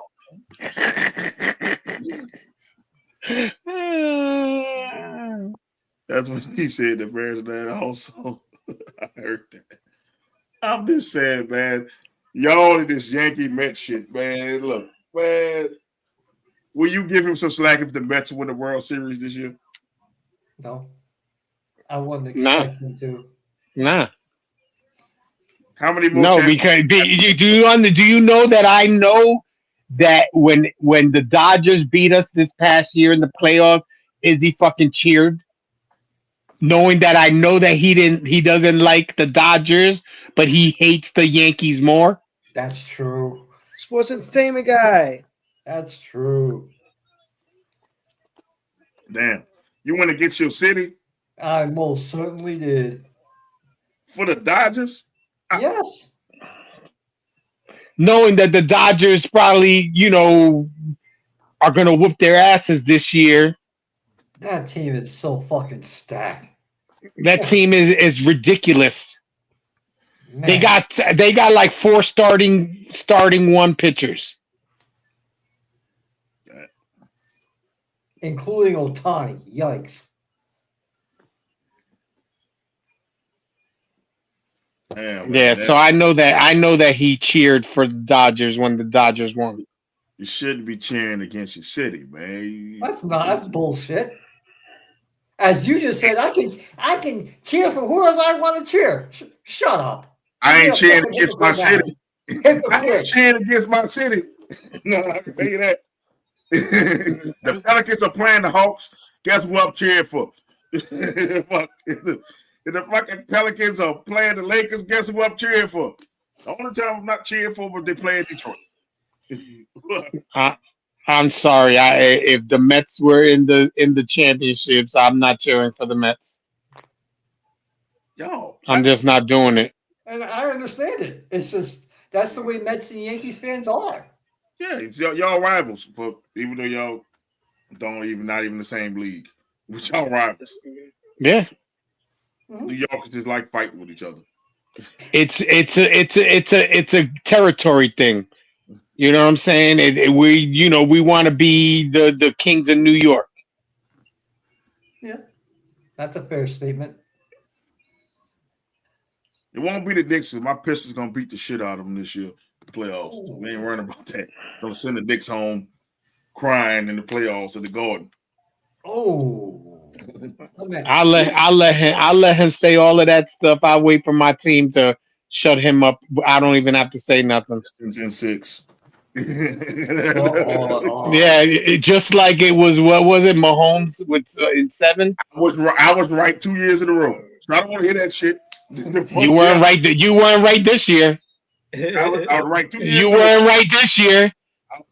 We're talking about this year. We're not talking about the past. We're talking about this year. What was your prediction this year? The prediction this year, what? He made the Super Bowl. What was your prediction? You said that they were going to beat the Eagles. So I bet, look, and you were wrong, right? And that was this year. We're not talking about ancient history. We're talking about this year. Ancient history is anything more than 5 years. So we're not talking about ancient history. We were talking about recent history. In 3 years, I was right 2 of the 3 years. That's a winning percentage. That's a winning fucking percentage. I mean, 60% of the time I am right. That's more than 50%. I say that's like 66%. 66% of the time I am right. Picking the Super Bowl champion. Don't give yourself a fucking biscuit. That's pretty damn good. Give yourself a biscuit. No, he can't even win a biscuit because they lost. He doesn't get a biscuit for this year. He got 2 biscuits the last 2 years, but this year he ate crow. The biscuits was good. The biscuits was good for them 2 years. It was good. I gotta let y'all win sometime. Can't be right all the time. God. I'm not. Yeah, but wait. Hold on, because you haven't won one pick'em yet since you started the pick'ems. Those damn Puerto Ricans, baby. Because sometimes I pick with I don't pick with my head. I gotta put y'all. Yeah, and so did I, and I blew everybody out this year. Give me my fucking trophy, bitch. Don't worry about it. Wow. Who won the fantasy league? I'm about to go. I'm about to take him to court for fucking not. It's a Puerto Rican thing. He doesn't want us Puerto Ricans to win and have a trophy, so he ain't sending us our trophies. I get it. Damn, I didn't think you were gonna be like that. He did bring back Jim Crow. He did bring it back. He brought that shit back for us. The Mongoloids to get their trophy before y'all. Yeah, I see that now. Exactly. I see that now. In fact, we can use this as court. We can use this evidence. You can take it to court. If you take me to court, I'll take it 2 more months before I said it. 2 more months? You haven't given Izzy hasn't won that shit last year. No, so that means you don't get yours until 2026. Fuck that. For that, keep that shit. Fuck that. I got that on record. Keep that shit. I'll take it as I won. I know I won. Exactly. And I'm coming back to defend my belt. Yeah, I hear you. I gotta let y'all win. If I win all the time, man, it wouldn't be fair. They would think I'm rigging it. So, I gotta let the people know I ain't rigging it. I can't win it all back. They gonna be like, "Oh, Mo rigging it." Okay, you would think you would think you would rig it for Doc. That's your boy that lives down there. I don't want to rig it for Doc. Doc, I don't want Bitch Mania to go crazy. I want Bitch Mania to burn down. So we gotta let you. They already fucking worship him. Listen, what are you? Him not winning it? If he wins the championship, what is it? That's not going to change anything. They're worshiping him as. Listen, they know who. Sports lately, so we have to make you New Yorkers feel better because y'all got the Jets and the Giants, so we got to make y'all feel fucking better. We got the Saints. Yeah, you talking shit about the Saints?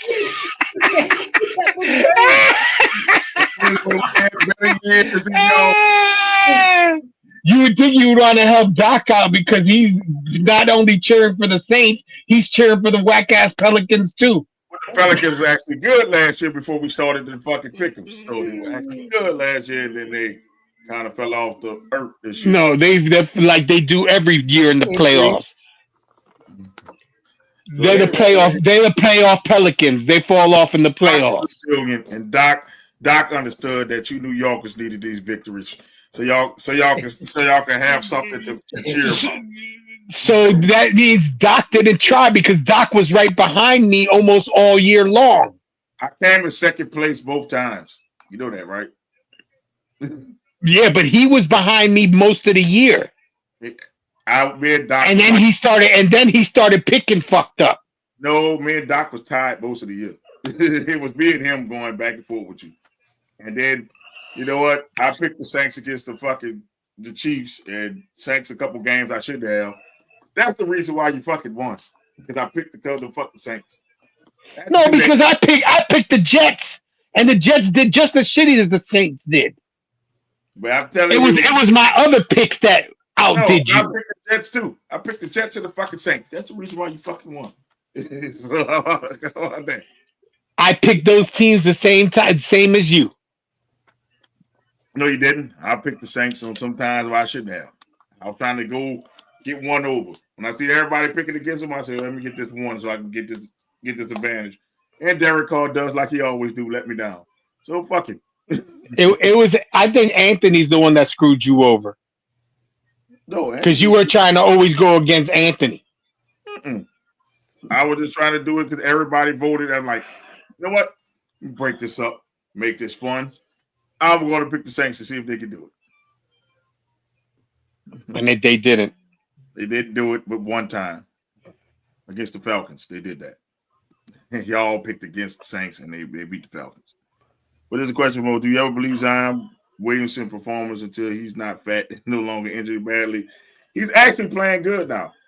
I can't shit on him for that. He looks slim and trim in person. Look like he got rid of the baby. But once again, he's on a consistent basis. So he's been consistent since he's been back. 25, like 6 and 5, some shit like that. He had a triple-double before. So play 60 games and talk to me on that one. I'm just saying, if he can play, fuck that. Play the whole season. That part, yeah. I put it this way: they need to get rid of Willie Green, though. He's a horrible fucking coach. And he might be a nice guy, but he's a horrible fucking coach for that team. Yes. He doesn't make adjustments well. When the Pistons was going nuts, he didn't call timeout. I just sit there and watch. But does he have the players on the bench to make those changes? I'm talking about even when the team is fully healthy. The thing with Willie Green, he doesn't make adjustments well. And that's been the Pelicans' Achilles heel. Why in the playoffs they get beat. So they had all the play-ins with they were getting there and get beat.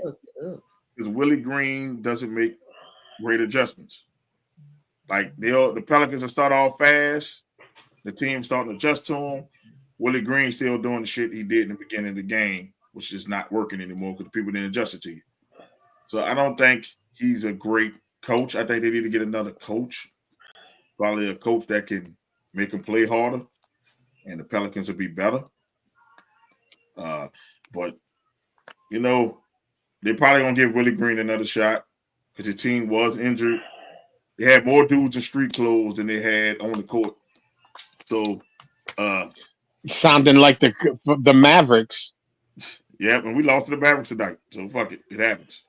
and that's funny to me because they have players that they were talking the other day on the sports show that they were gonna have to fucking give up some games because their 10-day contract players they only had like 1 or 2 games left, like 3 of them. Yeah, and they had nobody else on the bench. Rised up tonight. I ain't gonna even lie, they was hitting every shot tonight. So rolls up. I guess they were saying, fuck it. We ain't out of it yet. That's what it is.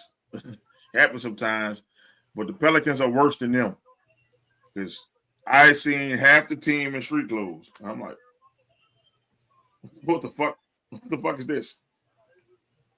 I'll be going to another Pelican game on the 30th. My uncle be getting them. All right, fuck it. I'll go see what they're doing against Charlotte. It's gonna be a shit game because they both shitty. Well, I ain't got nothing else to do on a Sunday. Football is over. Shit be boring. Free tickets? Hey. If they're free tickets, fuck it. Why not? Go check out the game, have fun. Enjoy the sights. Go catch Doc a free Pelican t-shirt. Yes, sir. Some shit like that. It's nothing really to fucking do.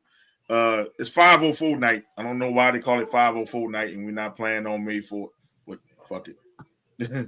Gonna go with it. So fuck it. That's not the area code for your area? Yeah. It's 504. Yep. We call it 504, but 504 sounds weird if I'm saying that. Yeah. That's it.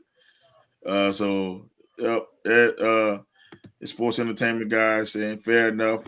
Let's see. Should the New Orleans Pelicans relocate to Seattle and become the new? Nope. Fuck no. Don't take our fucking team. Take your team. Fuck that. Fuck. What the fuck you trying to take our team? They got other. I was gonna say, where's the sports entertainment guy from that you're telling him to take his team? Miami because he's a Miami fan. Take the fucking heat. How about to take the fucking Heat? Sports entertainment guy, where you located at? No, fuck that. Man, they thing is to take the New Orleans teams. First, they wanted to take the Saints and bring them to San Antonio. They tried to take the fucking before they had the Thunder. They tried to take the Hornets to the fucking OKC. Why everybody let's get rid of the New Orleans teams? No, fuck that. People like to get drunk and shit after the games. Keep that here. Keep that shit here. Fuck. What we gonna do with our stadium? Just gonna have it just sitting up there without a team? Fuck. Take that shit out of here, man. Go graduation again. Man, they ain't making that much money. They ain't winning no championships in there. Why not? Fuck, there's plenty of teams that haven't won a championship. We know the Saints. Take their team. Actually, yes, they have. Fuck. There's a group of people that won the championship. Take the Knicks. Fuck. They ain't winning shit anytime soon anyway. Take the fucking Knicks. They ain't going. They ain't leaving the Mecca. You crazy? Take the fucking Knicks. Yeah, not leaving the Mecca. For that, we send the Nets. If we're gonna get rid of a New York team, we're sending the Nets. Fuck and a player to be named later. Yeah, I'll take the Nets too. Fuck it, I don't care. they haven't won a championship either. Y'all won the NBA championship. We won an ABA championship, damn it. Shit don't fucking count. With Dr. J. We're counting NBA championships with NBA championships. They won a championship with Dr. J. Y'all were playing with niggas like Jackie Moon there and shit. He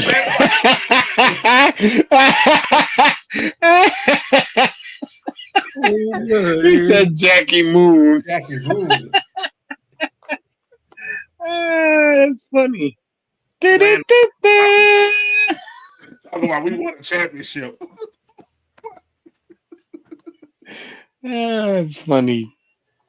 Y'all play people talking about let's get tropical and talking about y'all want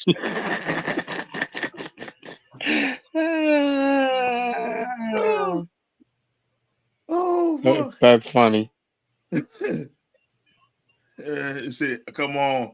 Y'all know where I live. I'm New York. As BX until you start talking about Yankee fans. So he's from New York. He's a New Yorker. Okay. You know I'm a Knicks fan. I'm a Nets fan. Goddamn New Jersey fan. Brooklyn, get it right. That's right. They're not in New Jersey no more. Off Atlantic Avenue to be precise. Wait, both the Jets and Giants in New Jersey though. Yes. There's not a football team in New York except Buffalo. So y'all New Jersey fans. I'm a Giants fan. I'm not a State fan. I'm the Jets fan. I don't care fan. What they're at. Y'all the New Jersey Jets. Let's call it what they are. I just call them the Giants. I don't even call them the New York Giants. They're the Giants. The rest of the world call them New York Giants, man. I don't give a fuck about the rest of the world. Fuck the world. Just get ready for that Jameis experience. Fuck all them motherfuckers. Yeah, get ready for that Jameis experience. Jameis gonna raise that boy blood pressure. I'm actually. Now we said this before, and we're going to say this again. It takes talent to throw 30 touchdowns and 30 interceptions. It takes talent. 30 for 30. Plus 5K. And 5K. Fucking Malik Neighbors, he could be catching 20 touchdowns this year. And here you go. And the Giants lose by 20. Not as bad as the Bengals are going to be fucking losing games. Jameis Winston scored a 70-yard touchdown pass to cut the lead to 15. 30. It'd be like 35 for 42. We got a revamped defense. 400 and something yards. Yeah. 3 touchdowns and 6 interceptions. And a hell of a press conference afterwards. Yeah, the press conference is going to be interesting. I've been saying, like, as a person that was as a J-Bull fan, I hate that he went to y'all because fuck the Giants. It's gonna be fun. It takes you on a fun ride. Like the game is gonna be exciting as shit. It'll be interesting. He's gonna be great. and then all of a sudden he's just gonna say, "Fuck it." Somebody's the Malik neighbor somewhere, and he's gonna throw a bonehead interception, and you're gonna be like, "Fuck." Look, he is the better option than fucking Tommy Collins. So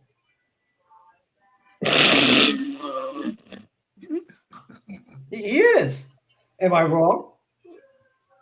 Yeah. I mean, your team was stupid enough to extend his contract, though, so they must see something in him. Oh, like he's making a ton of money. Come on. Don't forget, I was a Jets fan since 8 years old until I watched that performance, and I hated switch quarterback.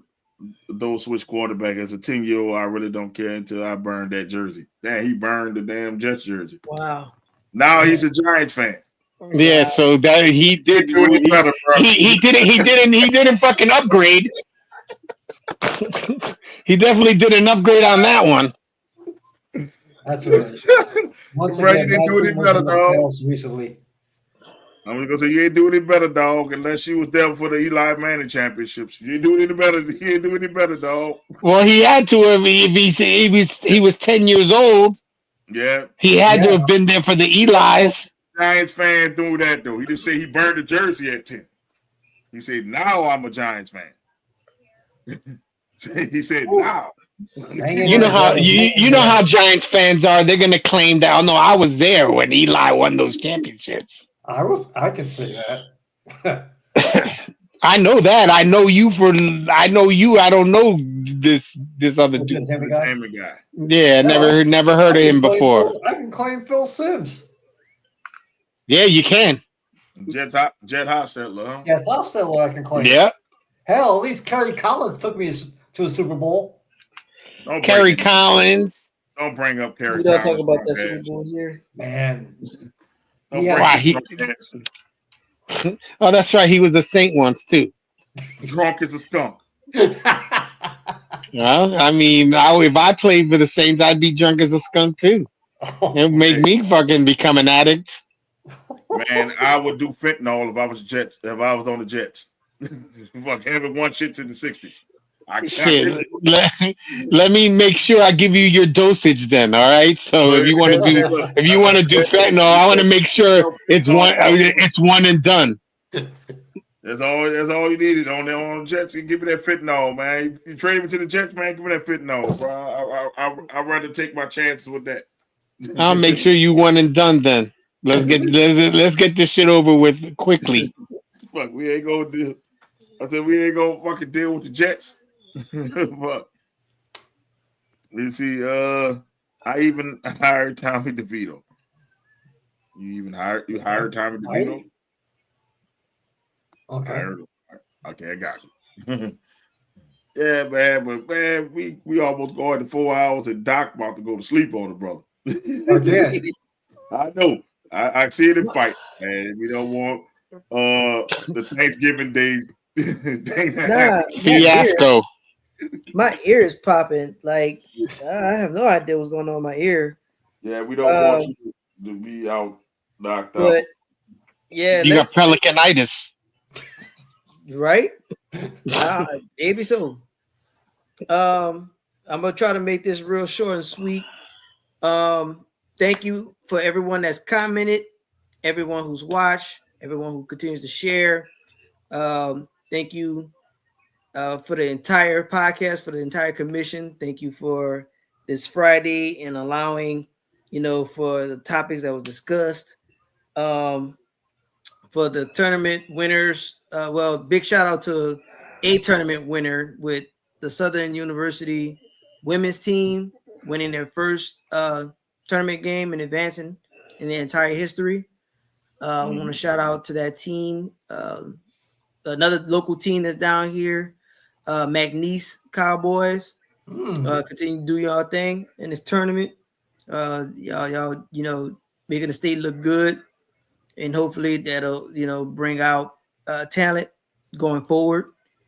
And man, just a real deal shout out for those who are going through stuff, people who are going through things, and of course the families for every individual that's in front of this camera right now, because there's a lot that goes behind it. Thank you to Mrs. Doc, for allowing me a few moments to kind of you're sharing your spouse with the world. So and I love you and thank you for doing that. And let's go on, wrap me up, and I'm going to find me something to clip my ear. Clip my ear. Popping. Definitely, Doc. Who got the next shout out? I'll make it quick. Thanks for you guys, like always. Another great show. Thanks for everybody that commented, liked, and shared. Tell a friend to tell a friend. Look at our merch because it's starting to get cobwebby. You know what I'm saying? I know that we need to sell some merch and get the word out there. And you know me, I always got to say something, and I'm gonna say, just keep your eyes vigilant to what is going on around us in this world, because this world is starting to get a little shady. Yeah, I agree with that. yeah.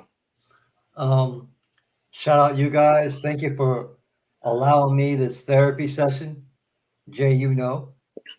And just know that I appreciate when we're all together and just wilding out. I really appreciate it. And thank you, Mrs. B, as always. And as Jay just said, keep your eyes open. Things are not as they seem. Yep. Mm-hmm. Yeah. Oh man. Thank y'all fellas for doing the show. Doc, going to get something for his ears. Man, thank everybody who liked. My boy Wilford, thank you for liking it. Shout out to my mom for liking it. My Michelle Roadmar, Tunel. Oh, I can't. I'm messing up your name, but thank you, Rodmar, for liking it. Sports entertainment guy, thank you for commenting. Miss Bitch, the guy from Germany, C Diddy. Oh shit, he came back. Yeah, he did. C Diddy. He wanted to do his hair again. Oh Lord. Yeah, C Diddy, thank you for coming back, even though you were sus, but thank you for coming back. The smoke guy that we want to smoke with the cigarette. I'll give you the link once we end the link, and then we'll see how that goes. I'm not about to give you no live link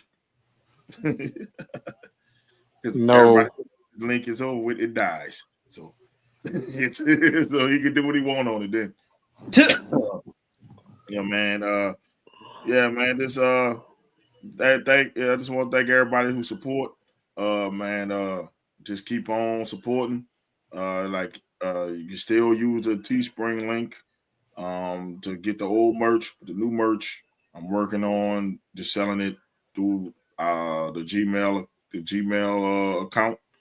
So once I get it up and running, I'll tell people how to get the new merch. They'll be coming from me directly, and I'll do a better job shipping it than I do these guys' trophies. I just hate these guys. That's why they don't get the trophies. Fucking, he'll send the fucking trophies to Mongolia before we get our shit. He said the Mongoloids are getting this shit first. Shout out to them. Nah, I gotta work on it, man. Y'all gotta remind me, bro. My days be busy, and then when I look at it, it'd be like 9 o'clock. I'm like, shit closed. Shit's closed.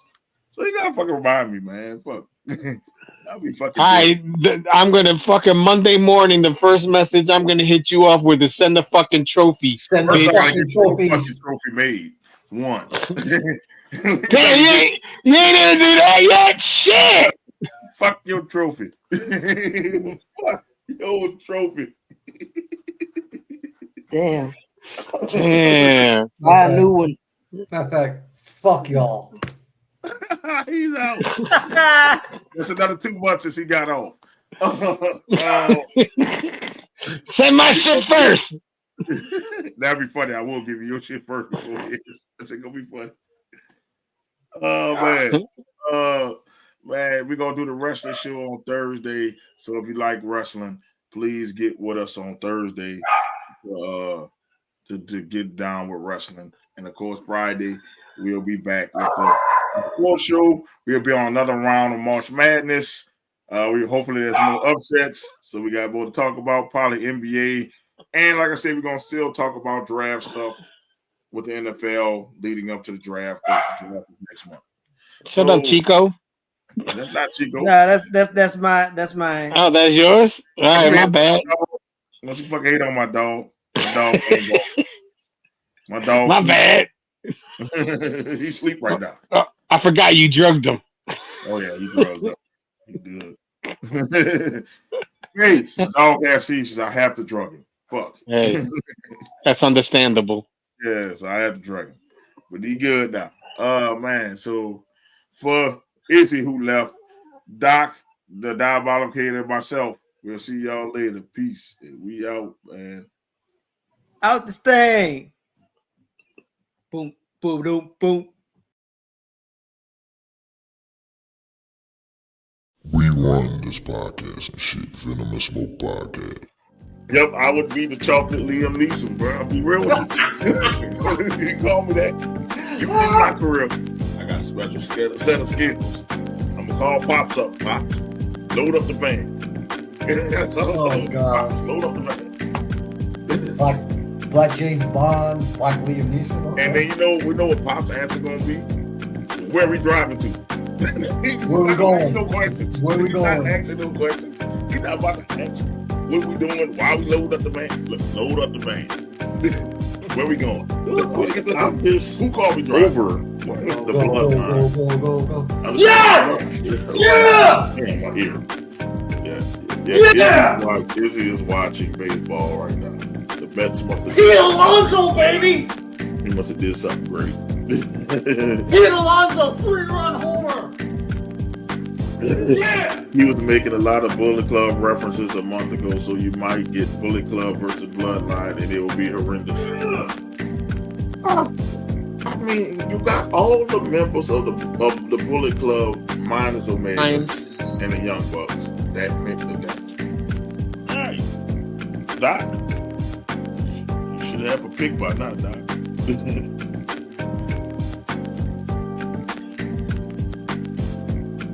He ain't going with fucking the Packers. Come on, man. No, it's not sleep or meditate. You all right? He sleep. Stop. No, Stop. He sleep.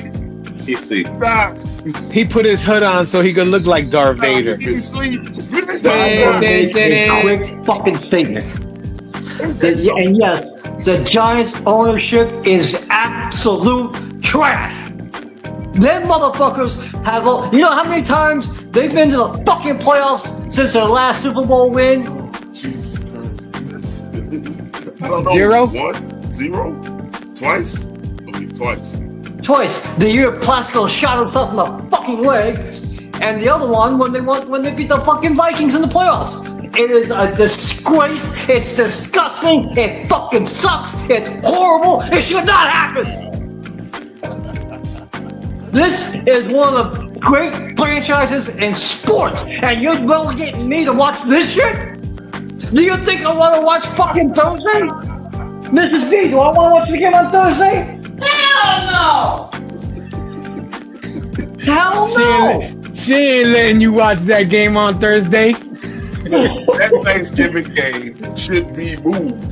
Nobody wants to see Tommy DeVito versus fucking Cooper Rush. Do you think I want to eat my fucking turkey? I want to watch that garbage?